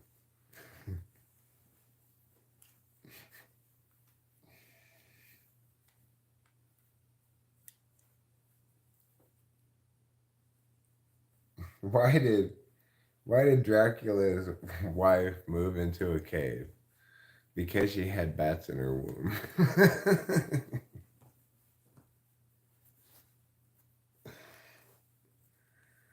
Yes, I watched the game, and I was disappointed because, fuck the Cowboys.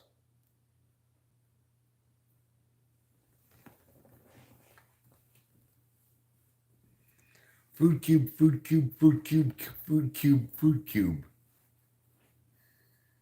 Well,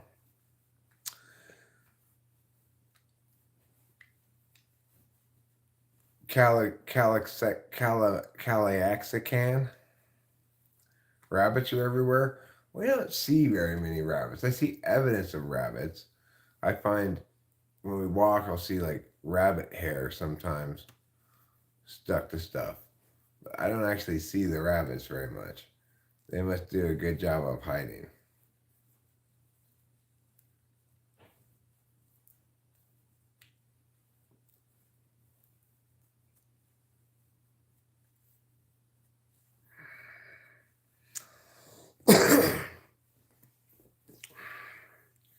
Okay, Jeremiah Fix. First of all, I have to ask you, why are you eating Cornish game men? Hmm? Leave the Cornish people alone. And that seems pretty homophobic of you.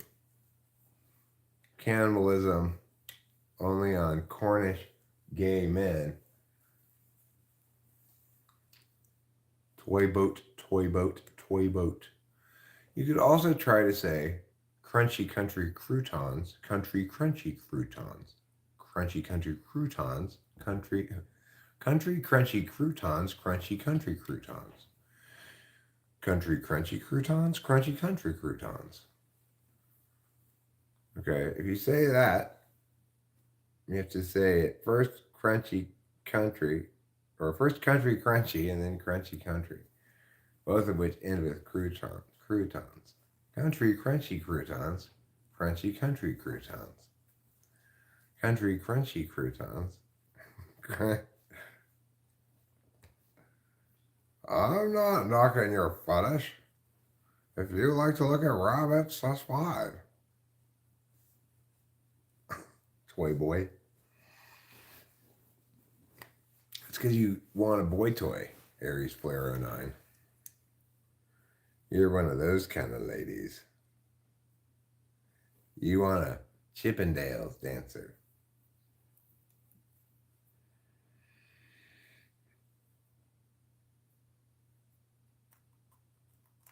What makes a crouton crunchy? What makes a crunchy crouton country? It's lyrics about trucks, mostly. No, not a country, Acacia, a country. Okay? Different. Nobody ever wants to really plant a cunt tree. The fruit it produces just a bunch of cunts.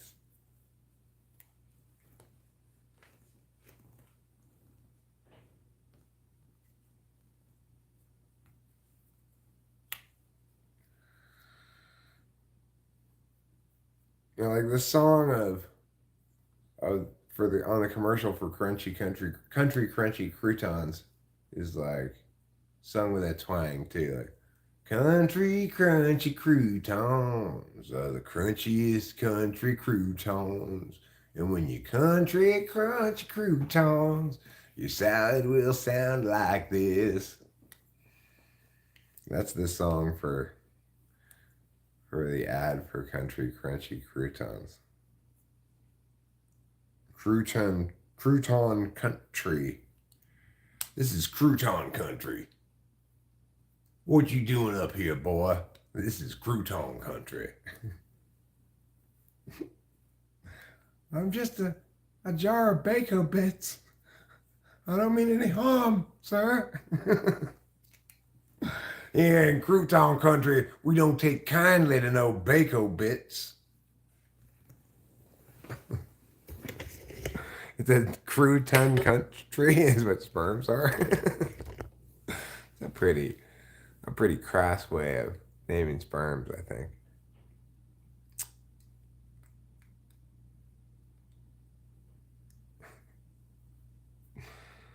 Guys, listen, you're all getting a little gross. Only I'm allowed to be gross. Okay.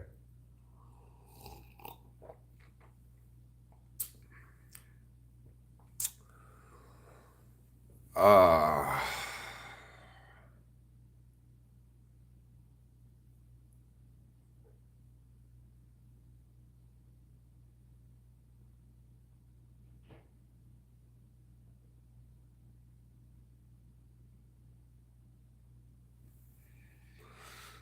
Country crunchy croutons and crunchy country croutons. Or crunchy country croutons, yet country crunchy croutons. If you want to be like me, you've got to see that croutons here in G need to be the crunchy kind. Crunchy country croutons. The countryest crunchy croutons you can buy. Now let's get a garbage bag and go do that thing we have to do. You guys are being too lazy. You need to get on it already.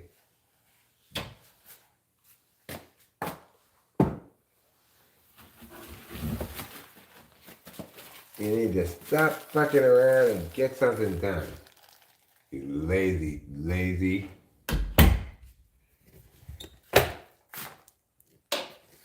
Try to turn off the lights so the electricity bill isn't so high.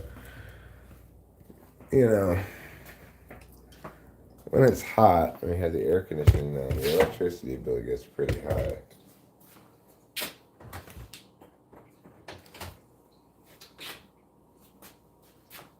And, like July or August. The bill we received in August for July was a huge bill, so after that we're like, okay. We just gotta try to use less electricity.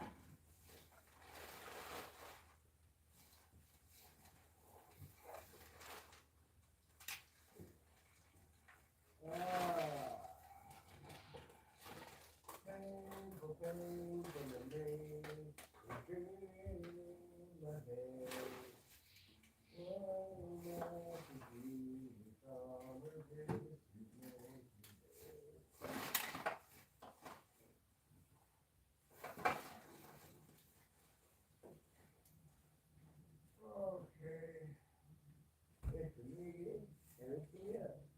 And if you don't think about it, then good. It's a negative and it's a meow. What is this? I'm gonna throw it out. Okay.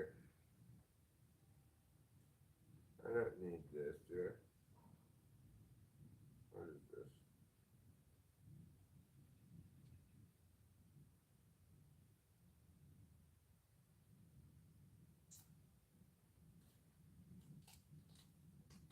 That. That's easy.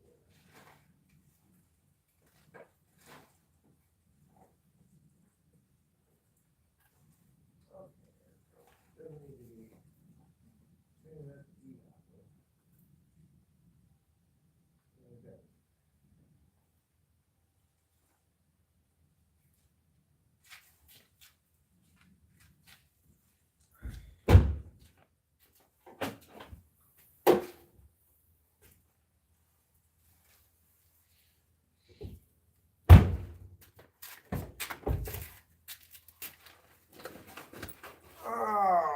Okay. Horse is not here. Where did I put it? Where did I put it? Did I put it in the garage? Where did I put it? Where did I put it?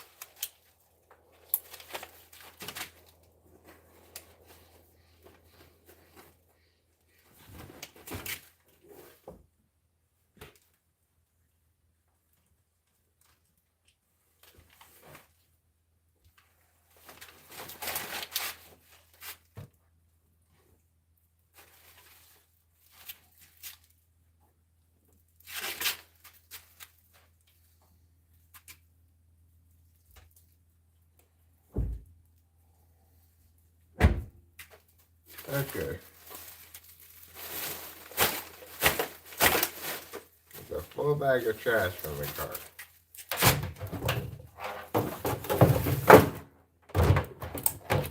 Of course, the pump is not in the car. It was, but it's not anymore.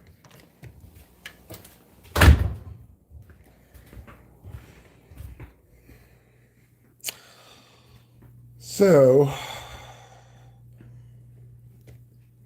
what I need to do is go look for the pump. And guess where? Guess where?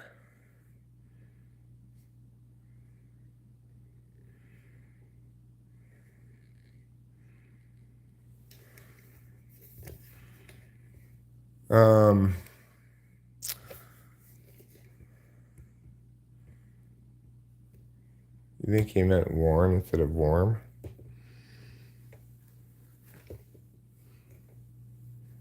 Well, maybe he did. Maybe he did, Katie. Maybe it's all a dream. We're going to wake up one day and say, oh my God, that was all a dream. And then what are you going to do, Katie?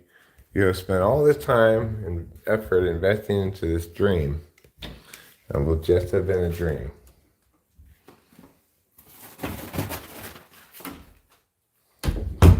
And you'll just have to say, oh, it was just a dream? It seems so lifelike. All right. First, before I even find the pump, I need to replace the bag in here so I can clean out the cat box.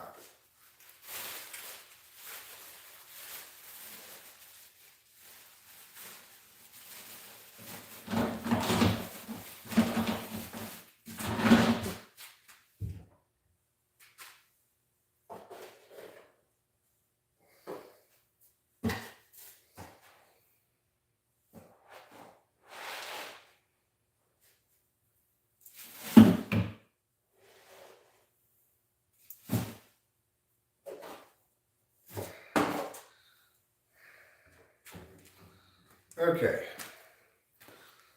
Now let's look for the pump.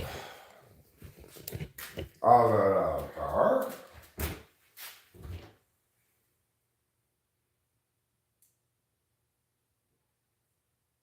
I see it. How now?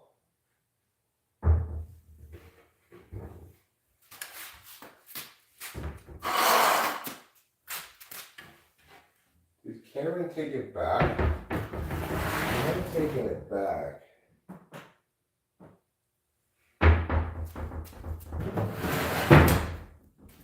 Where else could I put it? Is it down here somewhere?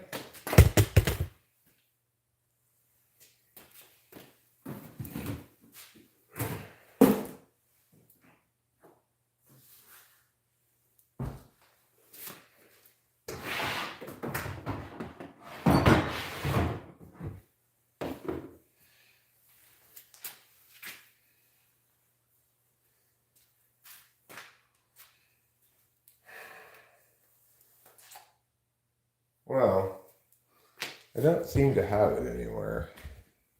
I think you might have taken it back. Let me look in here. This is the liquor cabinet. Look at all that alcohol we have. And neither of us drink.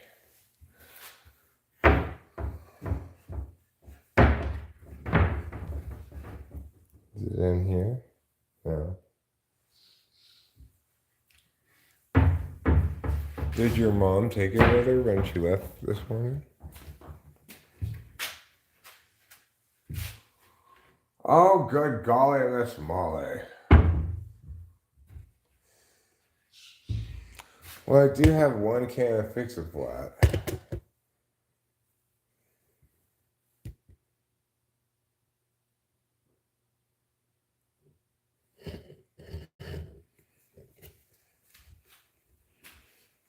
God damn it.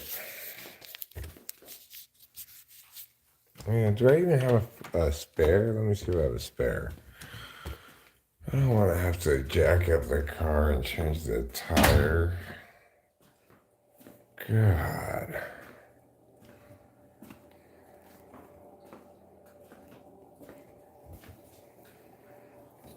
Oh, I should never have.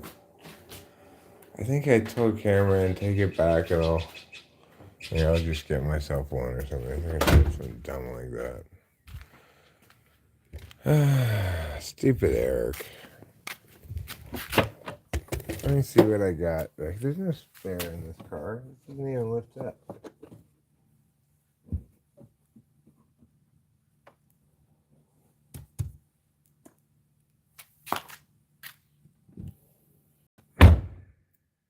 Fucking hell.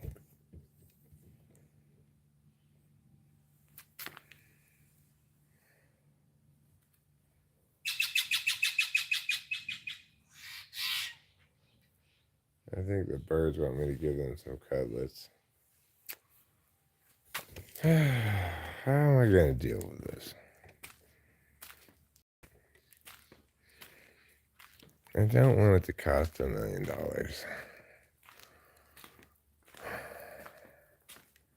You want more cutlets? All right, I'll give you more cutlets. These silly woodland friends love their cutlets so much.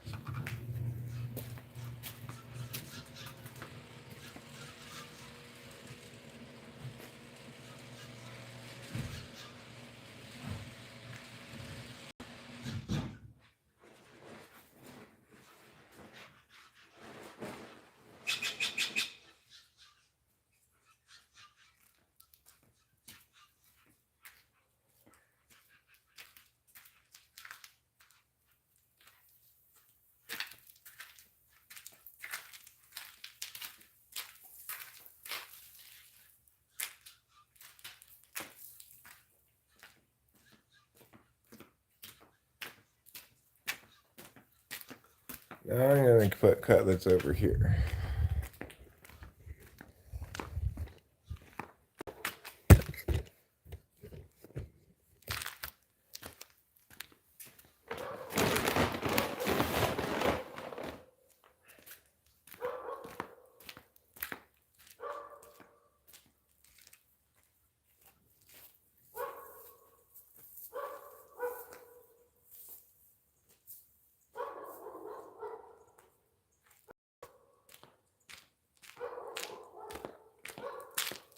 I'll put one more cup of cutlets.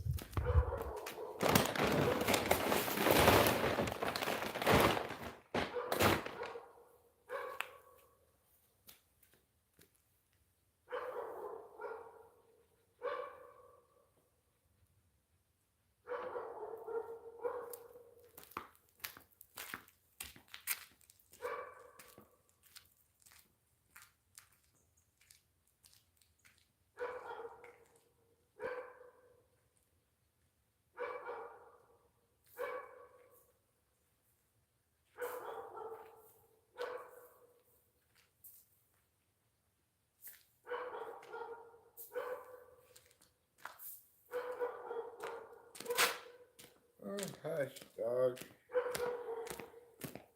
Nobody wants to hear your barkity barking.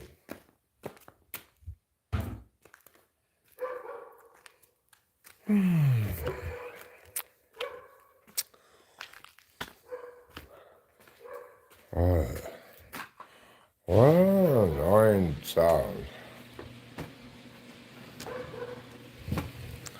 Well,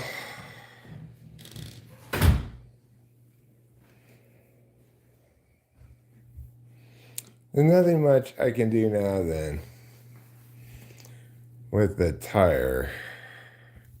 I wasn't going to do anything else right now anyway. I was just thinking, get the pump, get the fixed flat ready, and then,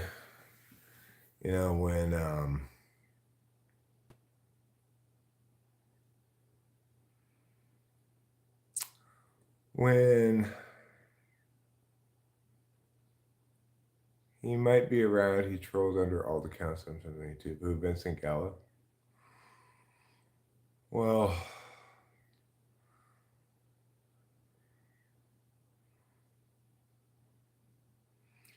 He's welcome to try to troll me. I'll whip his ass in no uncertain terms.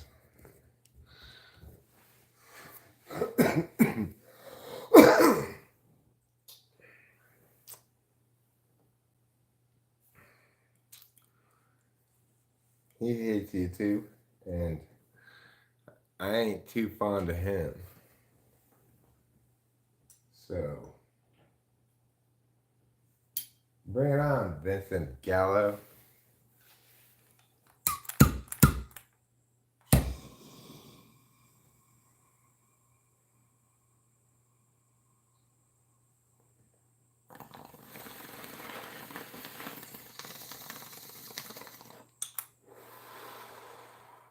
Hilariously scathing, complaining about what?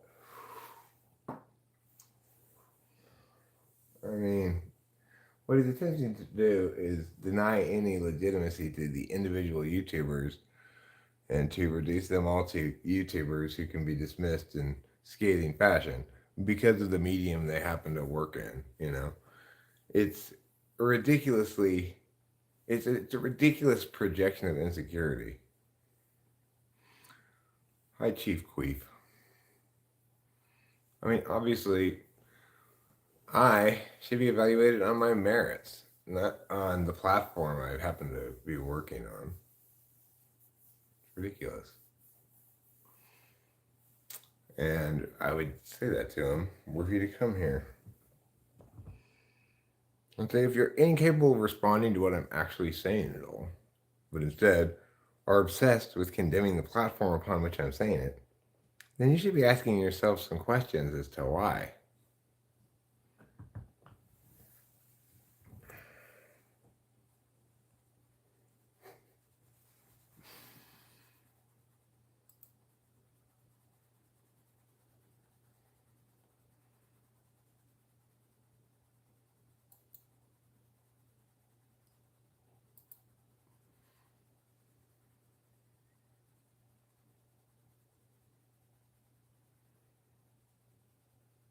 It's not difficult, and those shops were in the mall back when. It's like seeing orange, like eyes drift and become unfocused.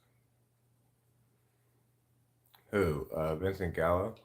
Well, I mean, I'd respond to what he actually said. So, were he to come around and start talking shit, well, he probably wouldn't, because if what you're saying is true, then he'd probably be able to distinguish between something that has actual value and something that doesn't.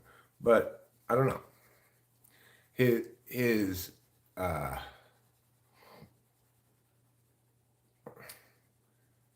his kind of reactive opposition to democratization of media makes me skeptical of him, you know?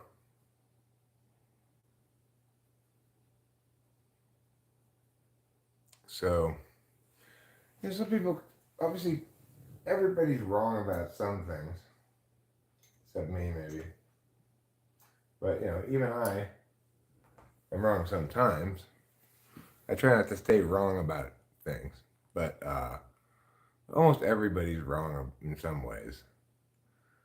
And it doesn't necessarily mean that when they're not being shitty in that one way, that they're not cool, Those people are shitty about one thing, and then otherwise they're totally cool.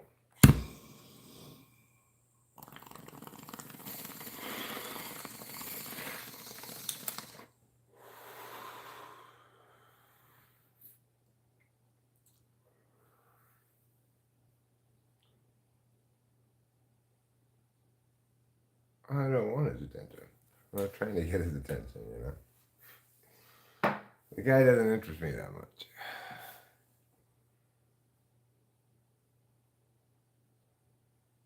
I mean, I think Winston's mom brought him up today, but he does get brought up quite a bit. Probably because he has stated such strong opinions about YouTube. And this is YouTube, so I would guess that's why he comes up quite a bit.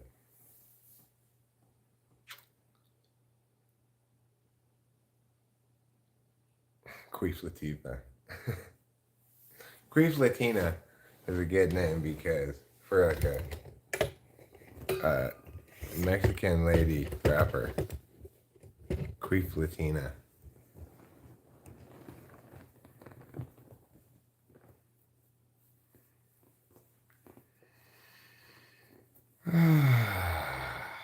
Well,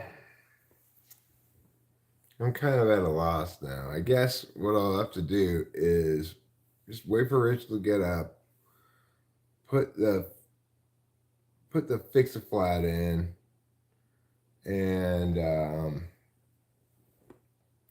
then hope it gets me to boot jack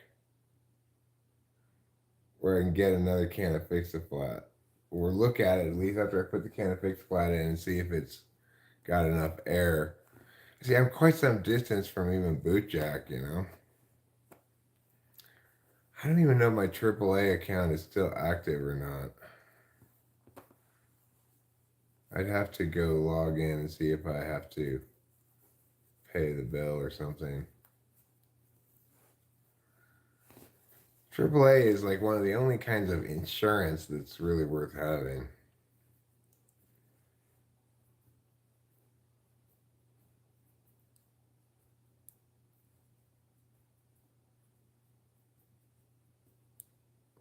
You can rap. You just have to say, I wish I could rap. Yes, I do. I wish I could rap. How about you? You just have to do. You just have to say your words like that, and then all of a sudden you're rapping. You just have to think like a cheerleader.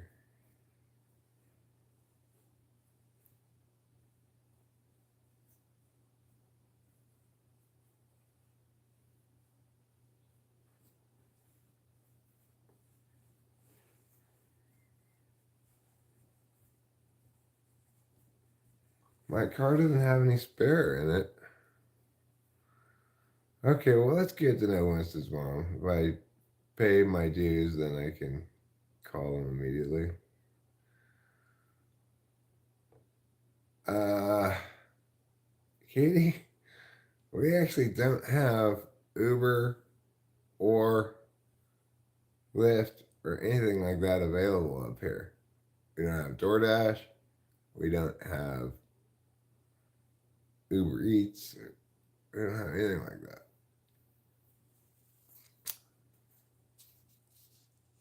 We do have neighbors. I've yeah. You make a good point. I could go talk to Les. I'm friends with Les. I could say, hey Les, I got a flat tire. Could you give me a ride to yeah? But what I need really at this point,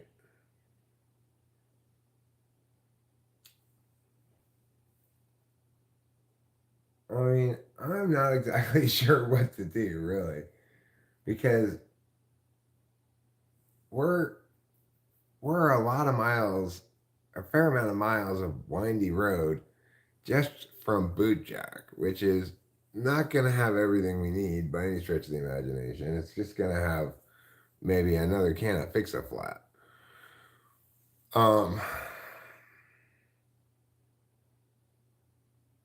but I could ask Les to drive me to Boot Jack so I could get. Yeah, that's not impossible, Katie.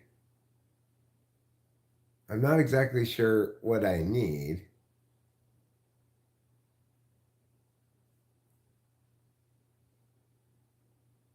There you go, Keisha. Oh, I could do that. Ellen makes a good point. That's quite some distance to go in my little wilderness car. It's not supposed to go on the roads, really. You know, people drive them on the roads back here, but once I get out to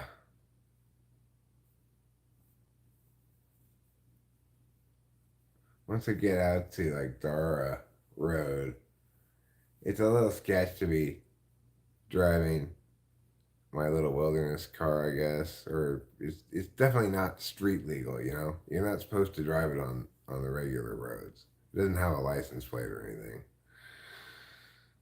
You get a pass up here for it by and large, um, and I could go to Boot Jack in that, but I can also fill it up with gas when I get there.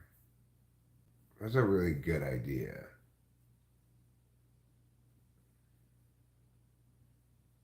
That's a really good idea. Who suggested that?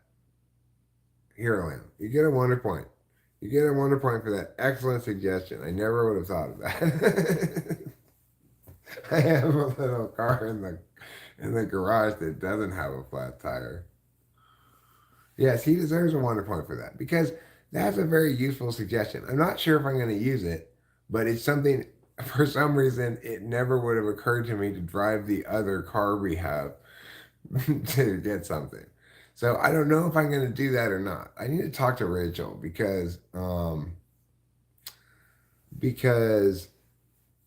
mean I'm sure I would have no problems if we drove the little wilderness car to especially to the Triangle Road Market.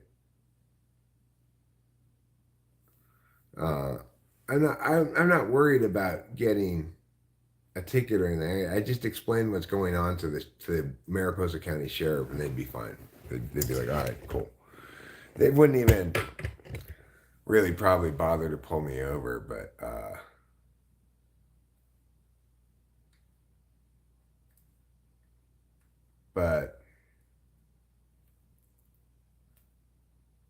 I don't know. The boot jack is quite some distance to go in a little wilderness car.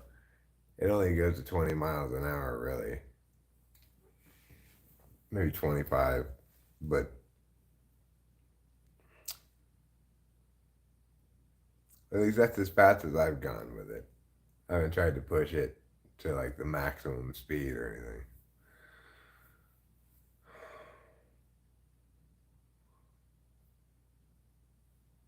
The reason like Katie didn't get a point for suggesting I order some shit is I'd already thought about that possibility.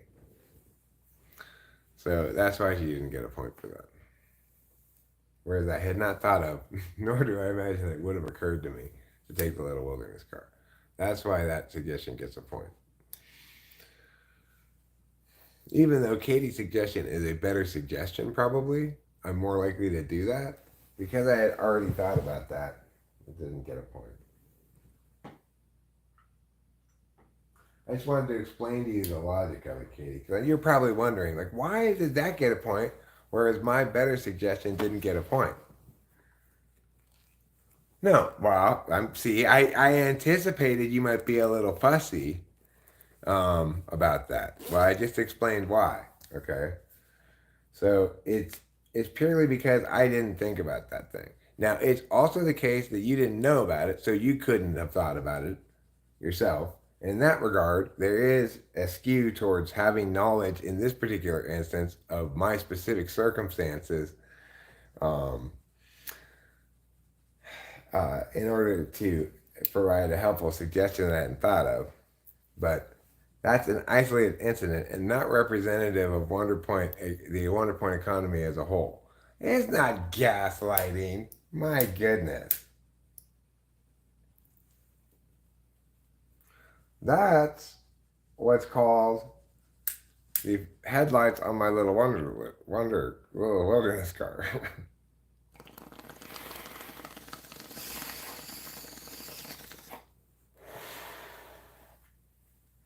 I do need to fill it up with gas, but normally I do that with gas cans, you know.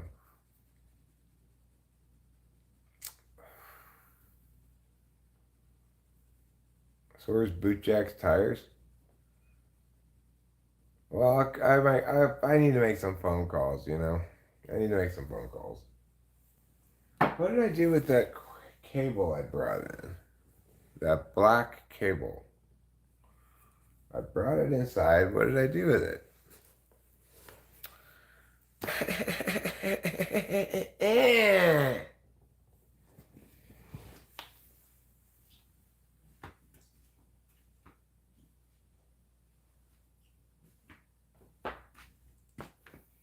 Rachel bought this. Oh, here it is. I was sitting on it the whole time.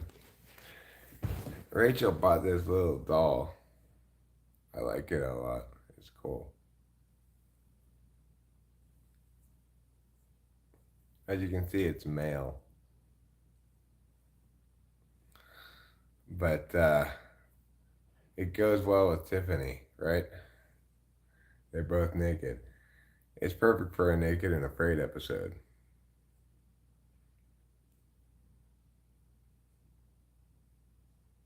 Why do I have multiple screen monitors? Um, well, because the laptop is on and it's um, HDMI corded cable to the television so I can see it bigger.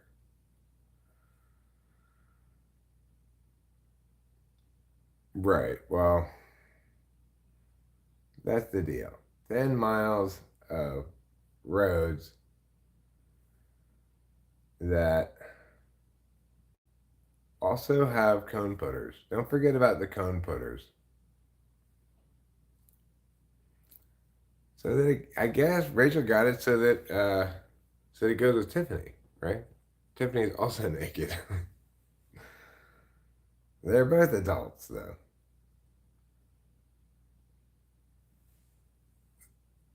Yeah. This is I think Corbin is his name. My name's Corbin. Hi. Nice to meet you, Tiffany. It's good to be here on Naked and Afraid. Oh, what's a hard Corbin? Where's a fire shelter? Where's a red shelter?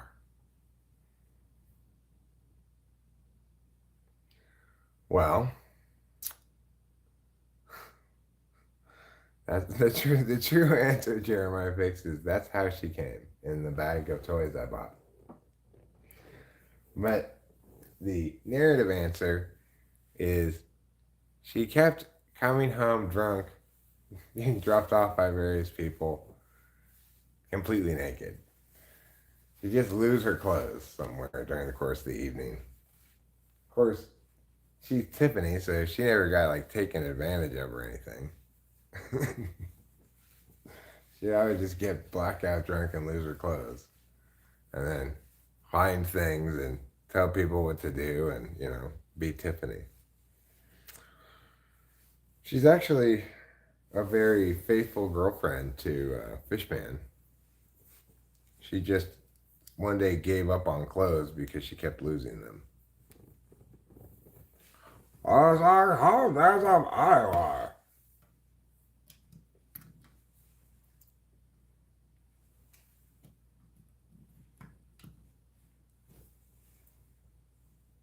She's right about that. Yeah, Tiffany drinks a lot. She calls it almond milk, but I call it vodka.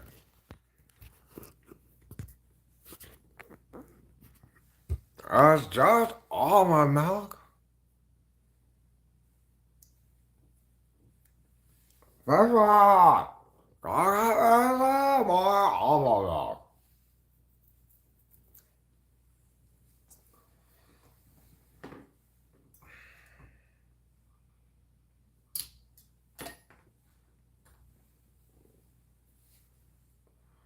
No, what happened to her arm is she was out in the snow and her arm froze so much that she broke it off.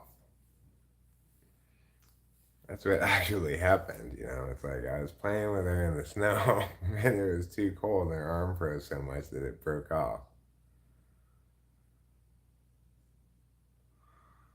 I don't like to drink alcohol. Okay, well, Alex, I drink all of them instead.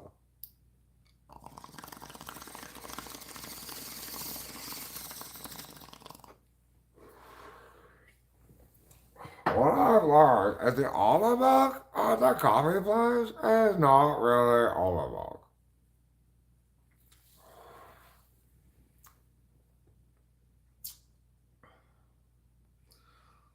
So, Anyway, Corbin.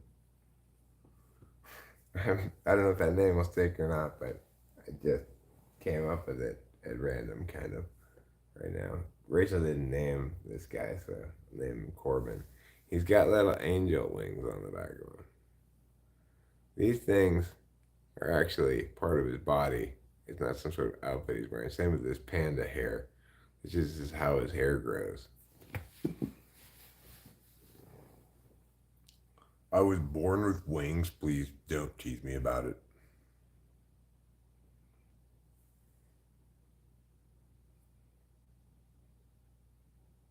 No, this is an adult. This is Corbin. He's 32. You shouldn't judge people by their appearance so much. My name's Corbin. I'm 32 years old. I'm going on Naked and Afraid because I'm looking for the toughest challenge. And you know that's the toughest. That's the single toughest survival challenge in the world. So that's why I'm going on Naked and Afraid.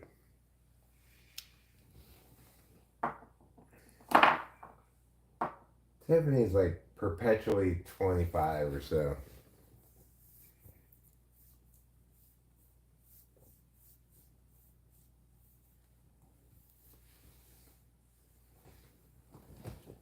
Katie, you really need to stop judging people by their appearance so much.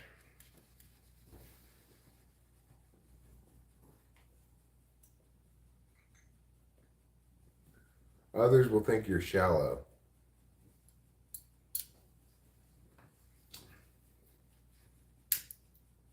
Pandary. No, she was just playing in the snow one day and she broke her arm off. And for a while, she didn't have an arm. Then she had a phantom arm, which you couldn't see. Now she has a robot arm. Where is Tiffany anyway? Let me see if I can bring her out.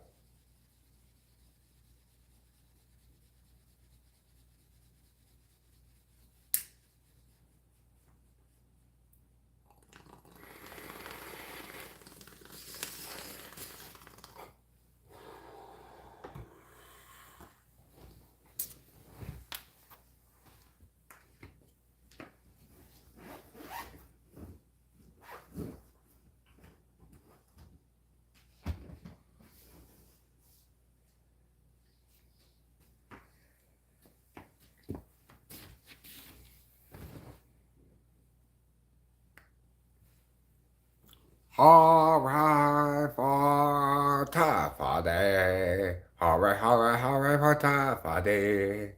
Because I found it, I down it is all my done. I found it yesterday. Hooray for Taffy! Hooray for Taffy! I've got a robot arm, so look at me. And I can grab things with my fist, my grab hand, and just like robot power. When my name is Tiffany. Hooray for Tiffany. Hooray, hooray, hooray. I think I put this box thing for a while and rolled off on my face and then everybody thought I was being racist.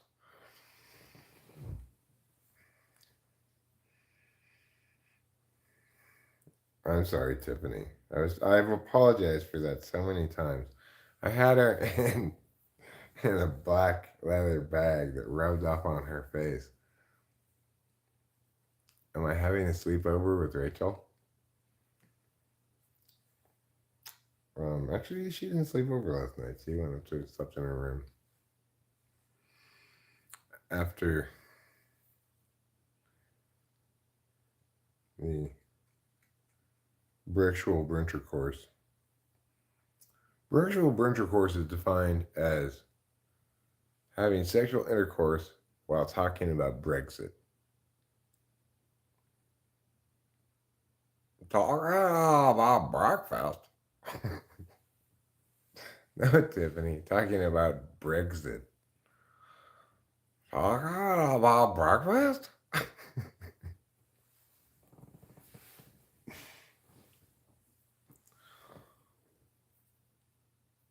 Well, I see another naked person. I guess you must be my partner.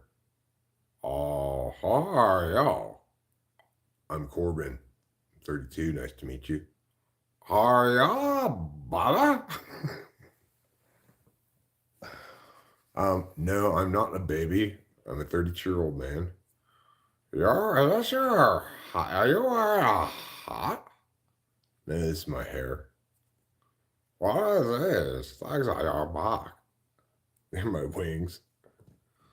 What is deformity? I was born like this. Oh. Did you see my robot arm? Yeah, I think it's pretty cool.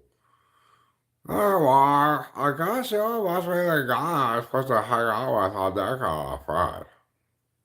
Yeah, my name's Corbin. Okay, well, we're in to find shelter. And water. Let's look at our bags first. I really like playing with dolls, actually.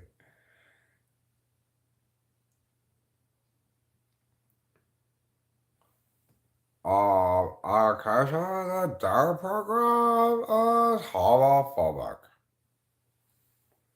Homophobic, huh?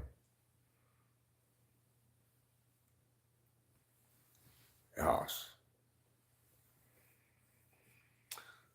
Will an INTJ female work with a feeling type male? What type is Corbin? And is Tiffany an INTJ female? Tiffany is.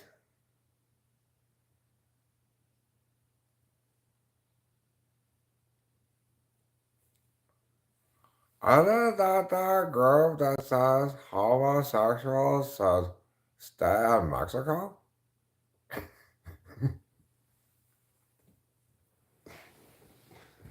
No, I don't know what group you're talking about, Tiffany.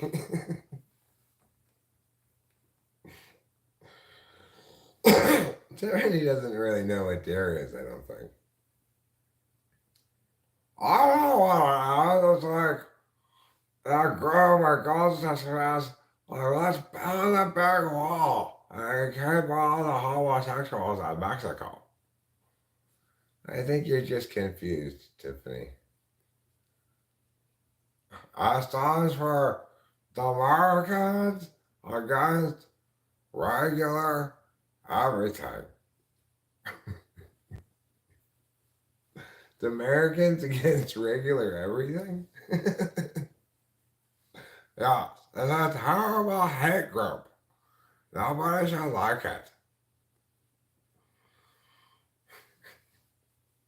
It doesn't sound like a homophobic group in its name. That's how I for you. It's actually the Americans against regular everything.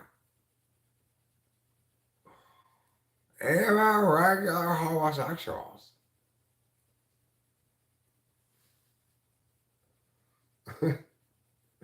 I didn't take my arm off on purpose. Okay? I was playing in this though. I was all this white stuff everywhere. I was like more cold than normal. I was arm fell off. And then I had a fun tomorrow. And I could reach through cabinets and pull cups and everything. But then I found this robot arm. And I grabbed it off of the guy. I said, I found this. I took his arm. I cut out the hand. And then I put this hand in. Really, Tiffany, you just took another man's arm, stuck it in your armhole, cut off the hand, and put on this robot hand, right? Exactly. He had lost his arm on the side of his body, and I found it, and I took it. Because after all, finders keepers. Yeah, you got a point there. You definitely have a point there. Can you hold something for us? Yes. Look at my robot hand. I watch videos of spare to stop everything. Yeah, yeah, I got you. Yeah.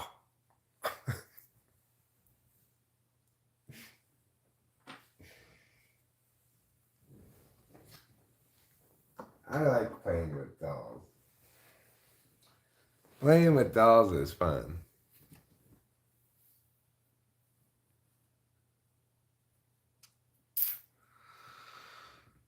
Hey, it's Ruben R. I don't have any poop in my pants right now, Ruben R. I'd really appreciate it if you didn't misrepresent my current pants state as being filled with poop. I think that's a little unfair. You haven't even checked my pants.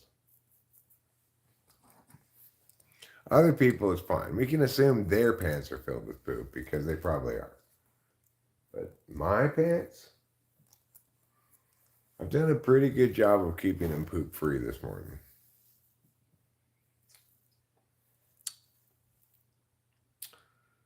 Well, I'm faced with the inevitable truth coming towards me right now. I'm just going to have to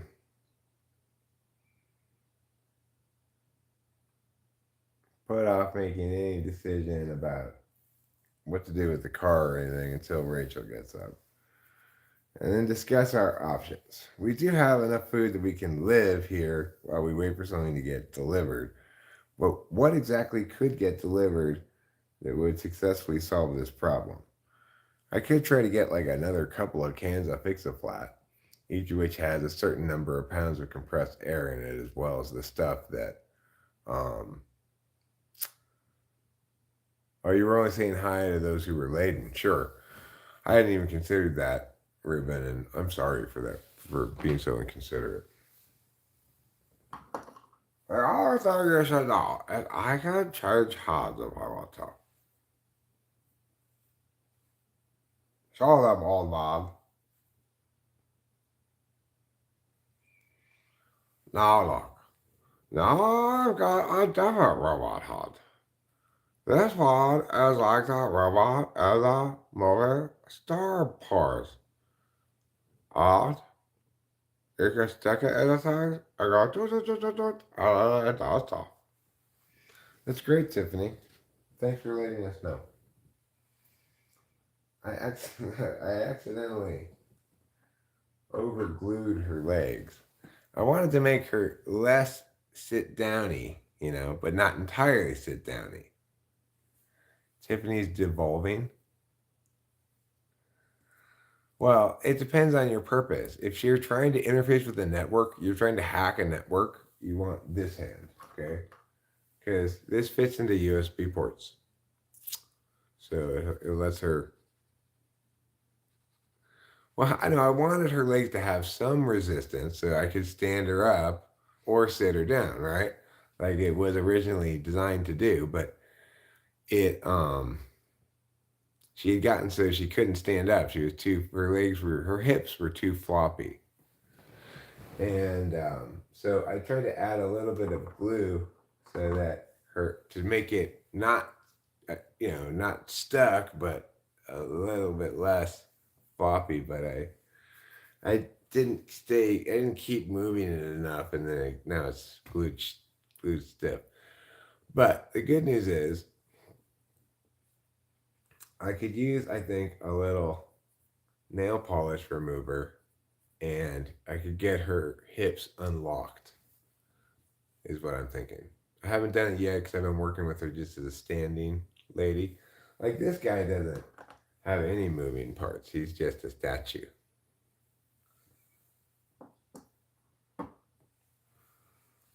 Rachel also bought that little cat over there.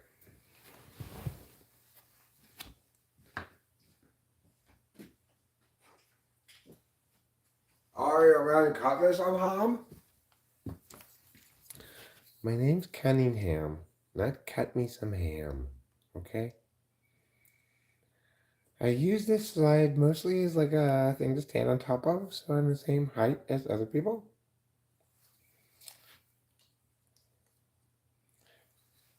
Yes, I go by the name Cunningham. Why are people surprised by that? Why? Do I not look like a Cunningham? You look like a baby.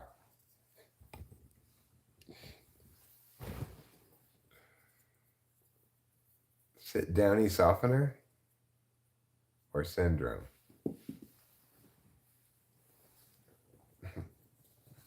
Yeah, syndrome. Sit downy syndrome. That's when your legs are too floppy and you can't stand up because your legs just flip out from under you and you sit down too much. So this is Corbin Cunningham. Typology. I'm going to give you a close-up shot of the 3 stars of the new movie. Corbin Cunningham and Tiffany.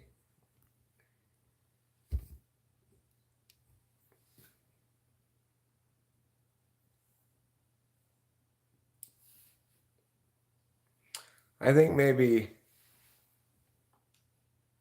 Well, you're tired how color so how. The producers of Naked and Afraid decided that this time it would be a man, a woman, and a cat. Well, yes, I'm very used to being naked, of course. Well, so am I. I'm very sorry like it. This is all actually new for me. Normally I'm wearing business suits, you know. And Corbin ends up permanently stuck on Naked and Afraid. So he never ends up having any clothes. The producers like keep forgetting to rescue him. And they just keep sending in new partners. Do solo. Hello? Are the cameras still here? Ponderosa Towing Roadside Service. Mariposa Towing. Thank you, Winston's mom. I figured I'd Google all that once we make a decision about which route to take here. I'm currently leaning towards ordering like 3 cans of Fix-A-Flat and seeing if I can just keep pumping that shit into it. Maybe even 4 cans of it to make sure that I've got enough of it or something. And see if I can get the tire looking like it's inflated and it'll stay that way for a while. And then, I mean, I guess I'm gonna have to get the tire replaced. So if I can get it looking like it'll drive, well, I guess what I need to do is call the place I'm gonna drive to, make sure they have the tire for it. If they don't, have them order it now. Explain the situation, but before and then make an appointment, right? Yeah, I'll wait till Rachel gets up. Exactly. I have my inclinations about it, but I need to present the possible solutions to Rachel.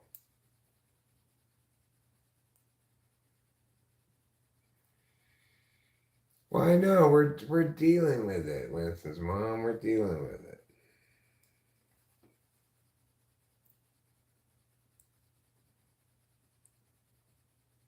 But there's no way to deal with a problem that's a problem I need to talk about with Rachel without talking about it with Rachel first.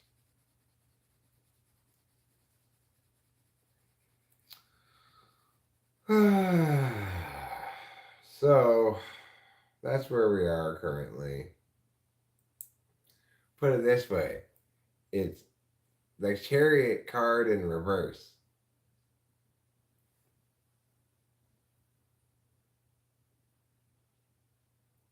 Anything going on in the local news around here, Mrs. Baum?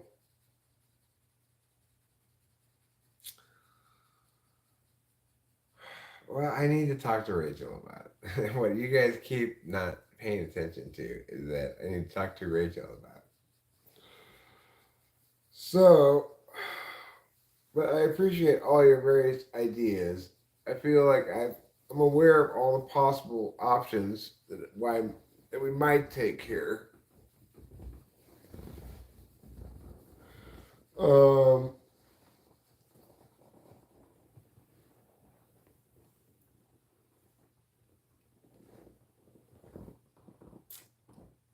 I could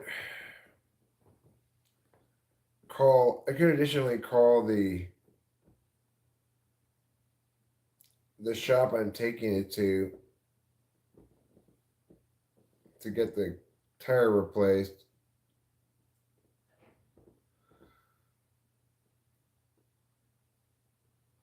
Tuesdays, by all possible metrics, are the worst days in history of all Tuesdays ever. 0 wonder points. Then what's up?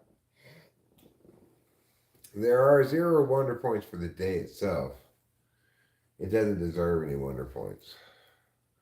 What's up is I've got a flat tire, and we've been discussing how I should solve this problem.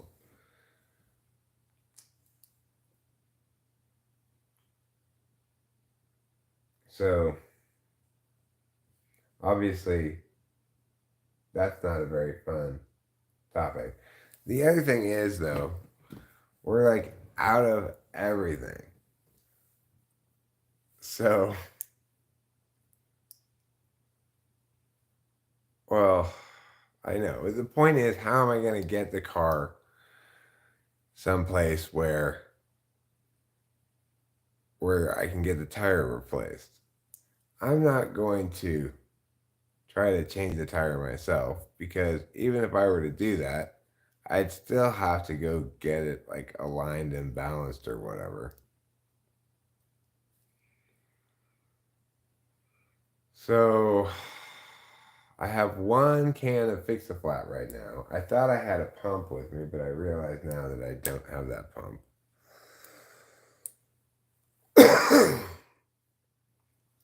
So I'm not, it may be just I bite the bullet, get it towed to the shop, but then how do I get to the shop myself to get it back?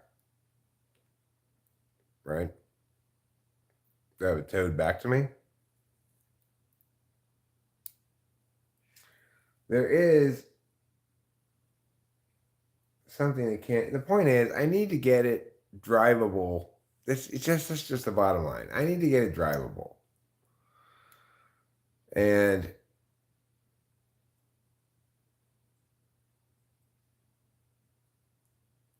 I don't mind paying for a new tire part. The problem is the transportation of the car and us. You know,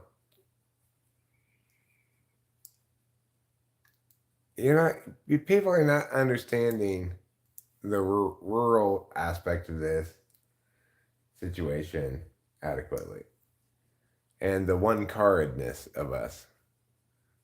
It's like there is no Uber, there is no Lyft. There is a guy who will do taxi work for you. But I don't want to take a taxi all the way to Course Gold. It's going to cost a fortune. I understand that there's going to be costs incurred here no matter what, that I'm going to have to get the tire replaced. But I need to arrange that so that basically I can manage to get the car to Course Gold by myself so that when they're done replacing the tire, I can get back to the house, you know?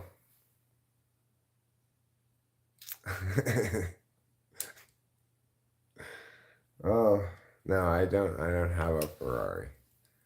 I just have this one old car. Well, okay, so yes, we can order groceries. That is something that's available here. We can order groceries from the Vons in Oakhurst. But what we can't do is order cigarettes. So there's another factor here pressing on as a ticking clock. Okay?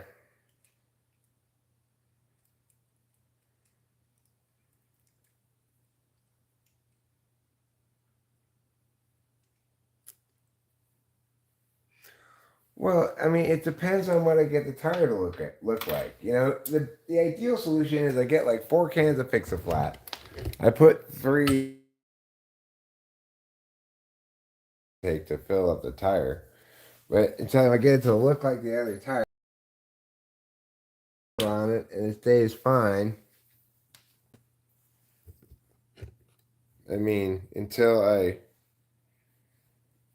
get to until I get to the thing. There's no room for a spare tire in my car. There's no spot for it. It's a Mini Cooper, you know? It's not made to have a spare tire.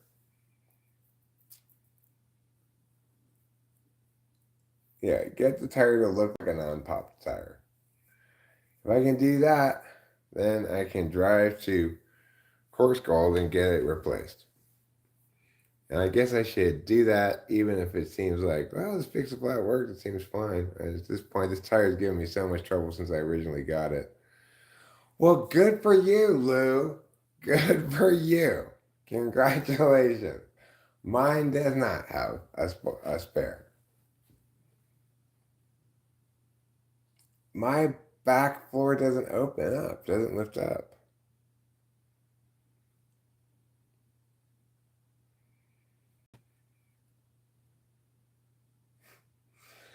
Oh my God, it is so annoying to talk to you guys about this. You're all kicking me right in my 6 slot function. Ah, stop kicking me in my TE, please. You're making me go smoke a cigarette to get the nasty taste of all this TE.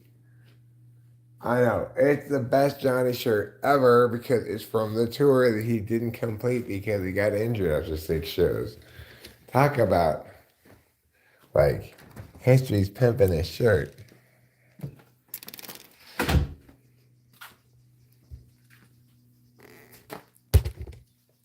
Just wait 10 years till Johnny blows up super huge. I probably should stop wearing this shirt, you know. I'll have provenance because there's plenty of evidence that I went to the show, man. Yeah, I've seen the show, blah, blah, blah. So it can be easily authenticated.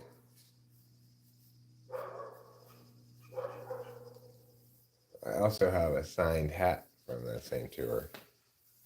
And a signed keychain, but the signing on the keychain is pretty worn off, you know. I actually use it as my keychain.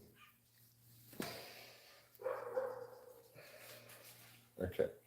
What I need is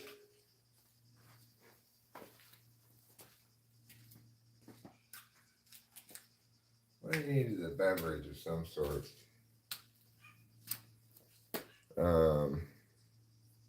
I guess the only beverages we really have are Pepsi, so I guess I'll have a Pepsi. Would any of you like a Pepsi? We have plenty of Pepsi.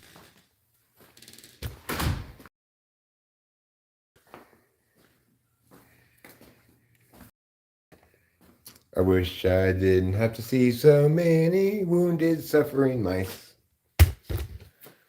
Life would be a little bit more pleasant and a little more nice if I didn't see a bunch of tortured mice that my cat bring inside. What am I looking for? A beverage.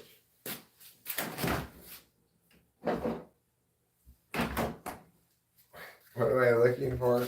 Some way to make this Tuesday less shitty. What a shitty Tuesday this is. I declare Tuesday, October 17th, shitty Tuesday. Okay? Tuesday, October 17th, from now on, will be known as Shitty Tuesday.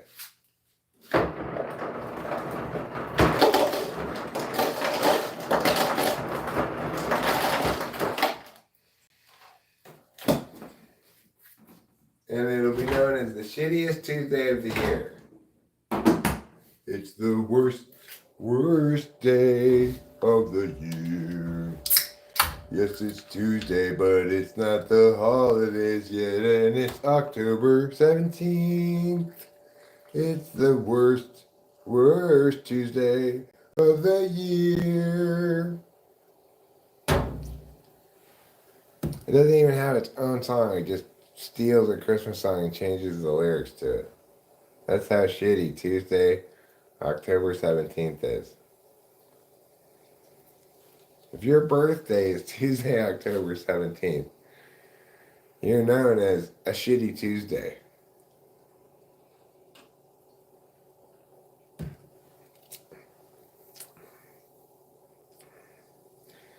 Now, the thing is, Tuesday, October 17th doesn't come around every year. I don't know how many times it comes around. Probably once every 7 years, you'd guess. But I don't know how that works. I never thought about it that much. Was anybody here? Was anybody here born on Tuesday, October 17th? Was anybody here born today? Tuesday, October 17th, 2023. Anybody here? Either born today or give birth today? If so, got some bad news for you. You were born on the inaugural shitty Tuesday of all time.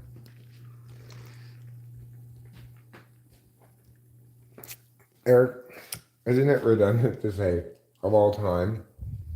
Isn't that what inaugural means? Yes. It means the first of all time. So if you have given birth today, your child is henceforth known as the shittiest Tuesday.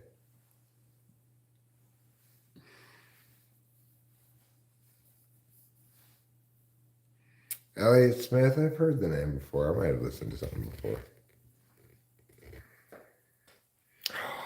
The San Francisco earthquake happened October 17th, 1989. I remember that earthquake very clearly. Was that a Tuesday, Winston's mom? Find out what day of the week that was. Was it a Tuesday? It might have been. There was a World Series game going on. Game 1, I believe.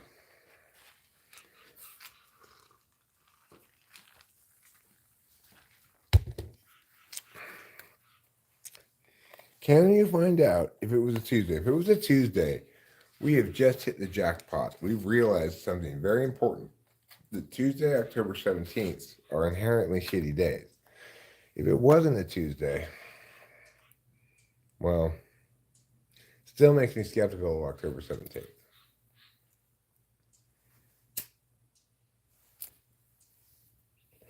But not of Tuesdays.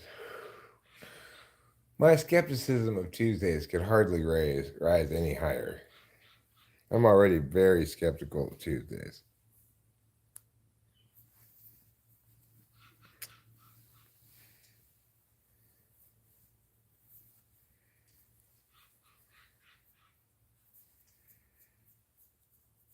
A flat tire is the wrong time when you go out to go to the grocery store because you're all out of food.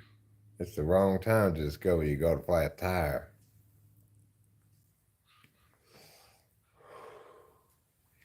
Especially when you way out of town like us is, way out here in the country.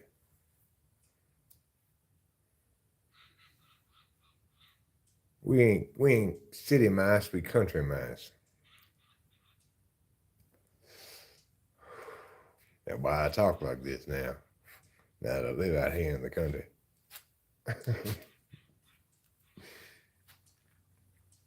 Or did you just pick up the accent?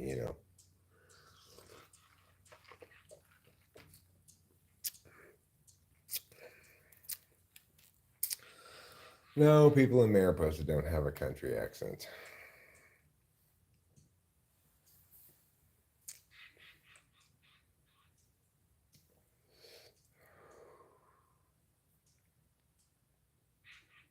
No, we have not figured out Eric's Perfect Tuesday TE. We have to wait until Rachel gets up and talk to her about it.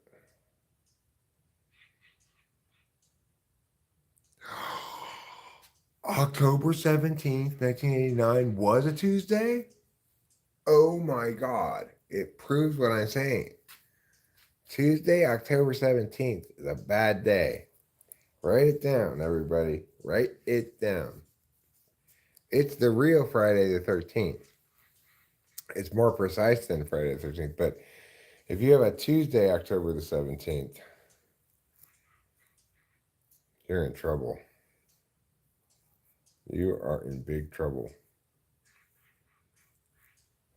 So, anyway, If you can, just stay in bed all day today.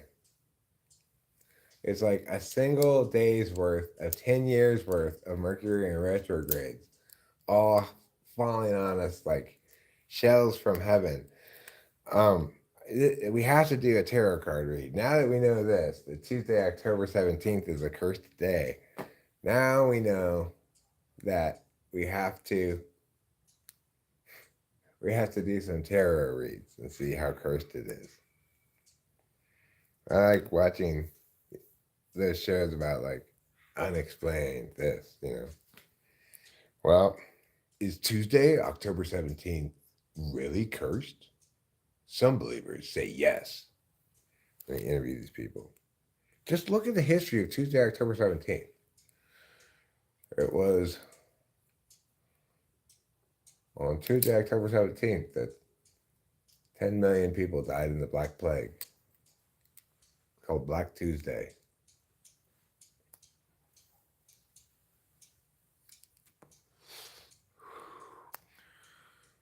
Actually, when you look at cultures from around the world, what you see is a common theme associated with Tuesday, October 17th. The Mayans believed that it was the day when the devil brings souls back up from the dead to grab at your ankles. Meanwhile, in the Far East, in Korea, ancient peoples believed Tuesday, October 17th was the day when all their kimchi went bad. They had thrown it away. It was a cursed day for kimchi.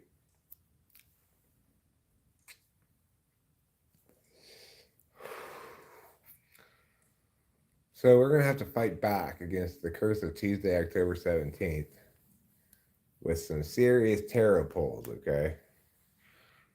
Only the tarot is powerful enough to inform us about, among our available tools, to inform us as a group about the curse of Tuesday, October 17th.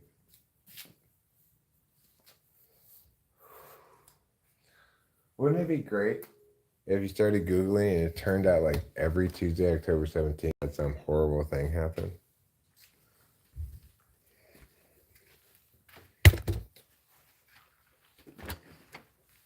Of course, you can find something bad happening on every day ever, probably, but ideally they'd be big events like the nuclear bomb in Nagasaki was dropped on October 17th, Tuesday.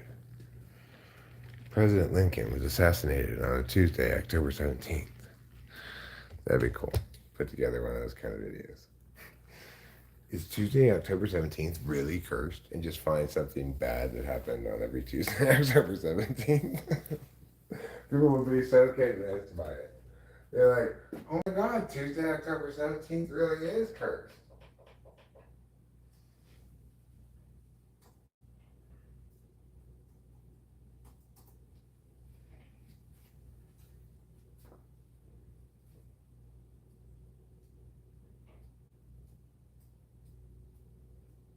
Well, that one wasn't a particularly big intuitive leap. Kimchi is broadly associated with Koreans.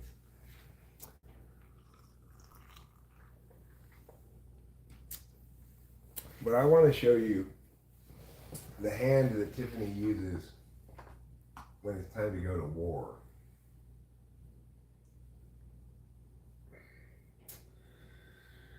Well, I have to make this a working hand. So I'm going to have to shave this thing down some so it fits in her armhole. And then she'll have a stabber. She'll have a sword. Won't that be cool?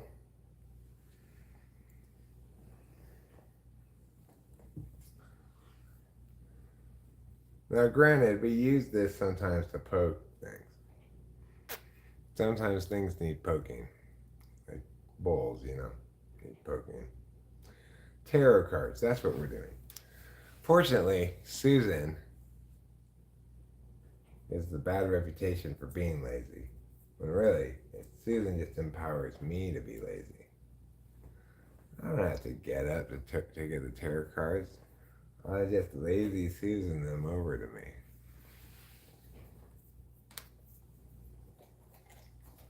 If you love laziness, then you too might enjoy A lazy Susan. Personally, I'm a big fan of laziness. So Susan and I get along just fine. Oh, I'm thirsty. I want my drink. But now it's way over there. Don't worry. I'm going to lazy Susan it back to me.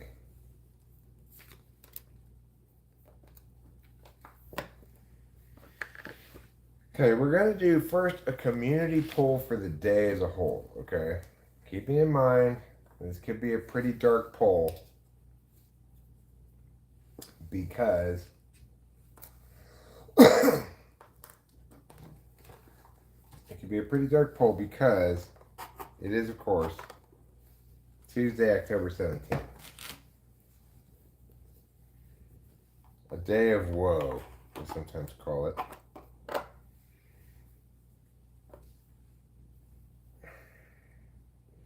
A day of woe and guys named Cho.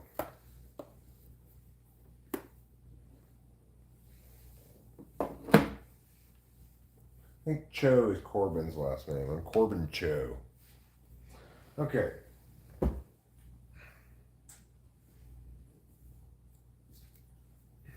Cho Corbin Cho.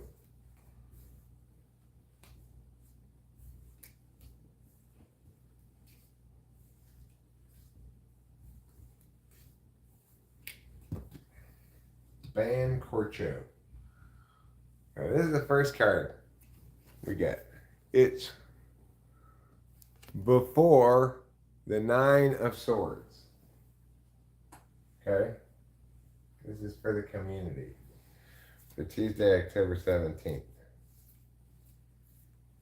The next card we get, I'll put face down and we'll look at it. The next card we get came straight up. Wow. 5 of Cups. The next card we get, this one. Oh, I turned it over. It's the 6 of Pentacles.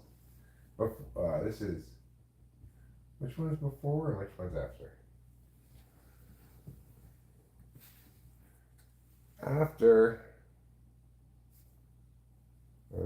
After looks like this. The cross is after. Okay.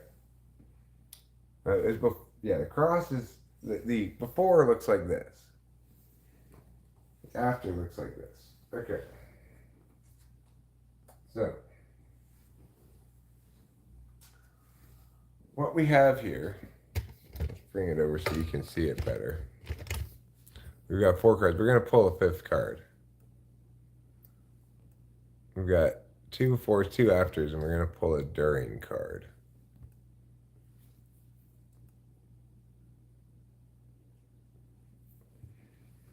Okay. The during card.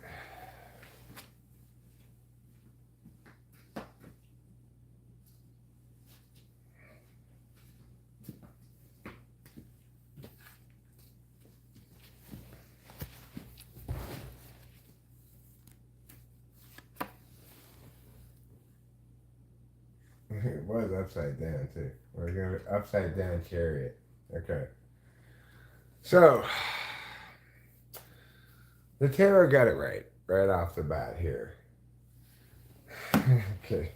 Let's look at these cards one at a time and see what we see here for our community tarot read. So, before the 9 of Swords, let's read what the little book has to say about it.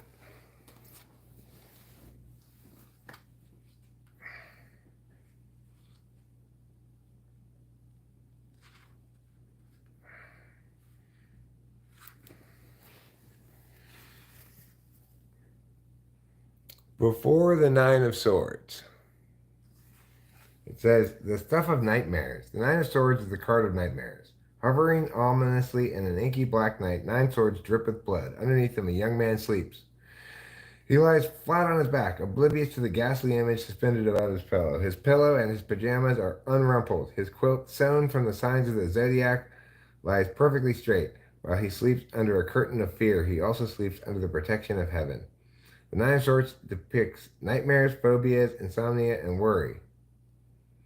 The card can also represent a period of spiritual desolation. It's also known to be linked to the well established day of curse, Tuesday, October 17th. What? Oh my God. Keywords: terror, torture, cruelty, despair, nightmares, obsession, insomnia, mental cruelty, grief, sorrow, loss, guilt, shame, fear, dread. Wow, isn't that a good card for us? Next we have after the Four of Swords. After the Four of Swords.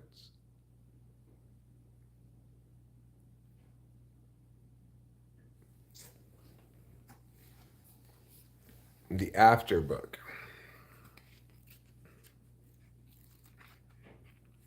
Yeah, I turned right to it. After the Four of Swords. The Four of Swords is the card of retreat, rest, and recuperation.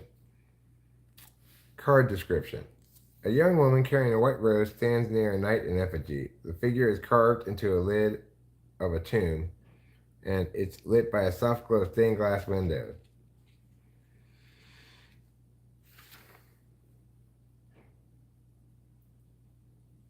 Suggested interpretation. You've won the battle, now you can rest. You're due for some rest and relaxation. Take some time off. Your problems can wait. You can pick up right where you left off. You won't be forgotten.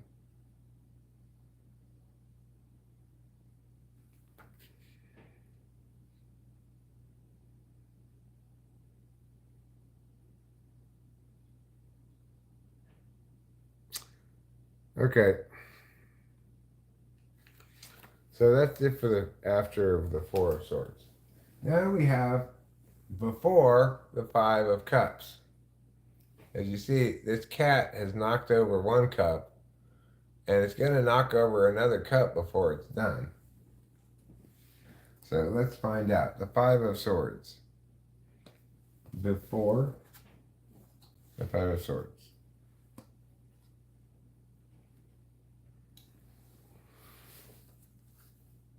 Yes.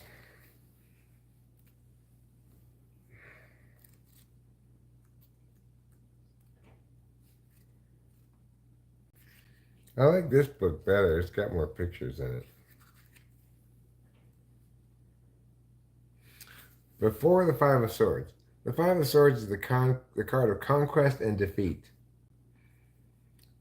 Keywords: struggle, sportsmanship, balance of power, defeat, humiliation, degradation, failure, loss, dishonor, malice, slander. Oh. Oh, that's the Five of Swords. This is the Five of Cups. My bad. I read the wrong one. Five of Cups. Before the Five of Cups. Keywords: loss, melancholy, regret, disappointment, disillusionment, dissatisfaction, sorrow, bitterness, frustration. Oh, Tuesday, October 17th. What are you doing? Now, the last one over here is after the Six of Pentacles. Looks like it's guys spending money, paying people money or giving them money. Means it's gonna be expensive. After the Six of Pentacles.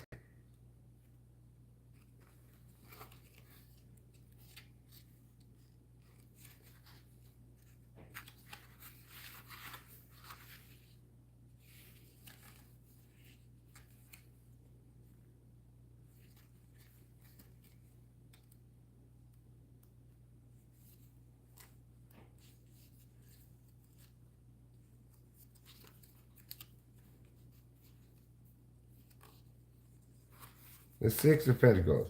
Share the wealth.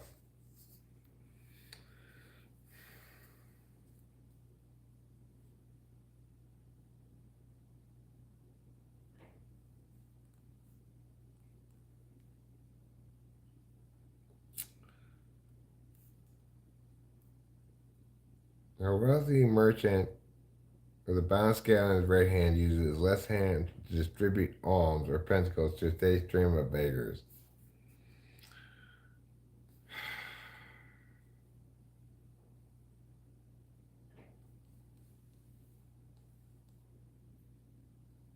Suggested interpretation. Someone might be trying to buy your love. Someone else might be begging for attention. Sometimes you'll be in a position to give, and sometimes you'll be in a position to receive. Both give and take are important to a well-balanced life. In other words, it's gonna be expensive to fix my car. Well, it's something that's good to spend money on, I guess. Upside down chariot, broken car. So basically, just give it up on like Tuesday, October 17th. The day of nightmares, a day of death, a day of regret,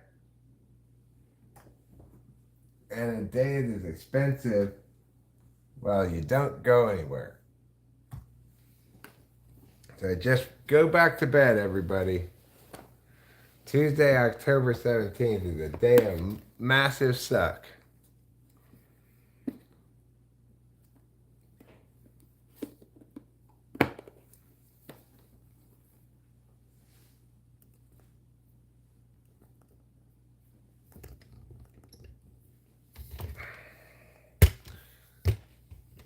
That's still not regular size.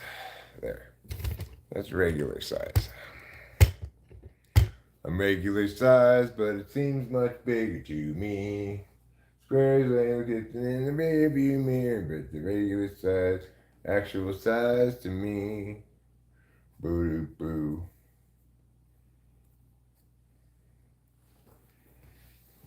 Before is the roses, after is the cross. I should remember that because it's hard to remember which one goes with which one, you know. Before,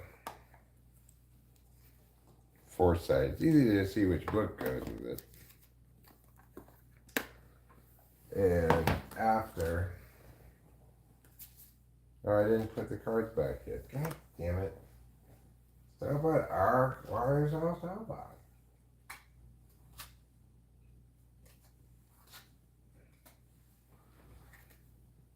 Well, because of my dumbness.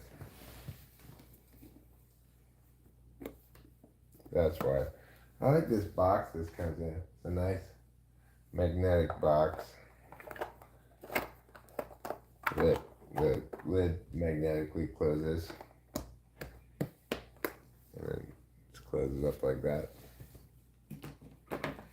And then this one goes like this.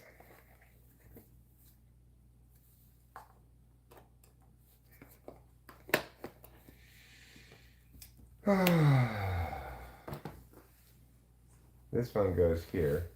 Oh, I did this thing. I still didn't put it away right. Let's put these back too. There. Now I put it away properly. If I really want to put it away properly, I put it all the way over there.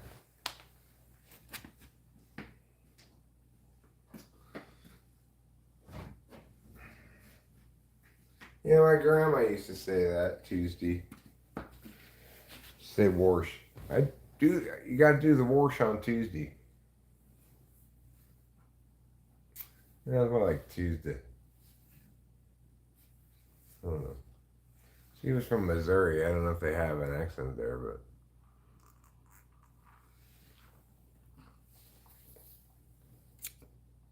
I'm gonna go on the roof and wash the car on Tuesday.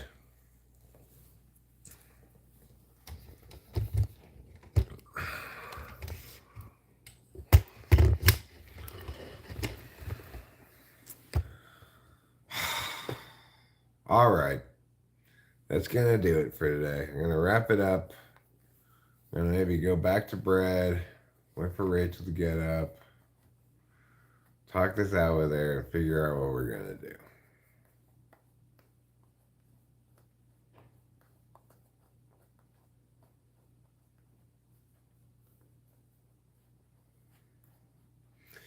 It has to do with the vertical streaming, I think, Winston's mom and everybody else, is that we're just getting a lot more random new people in here because in accordance with YouTube's suggestion, I've vertically streamed now.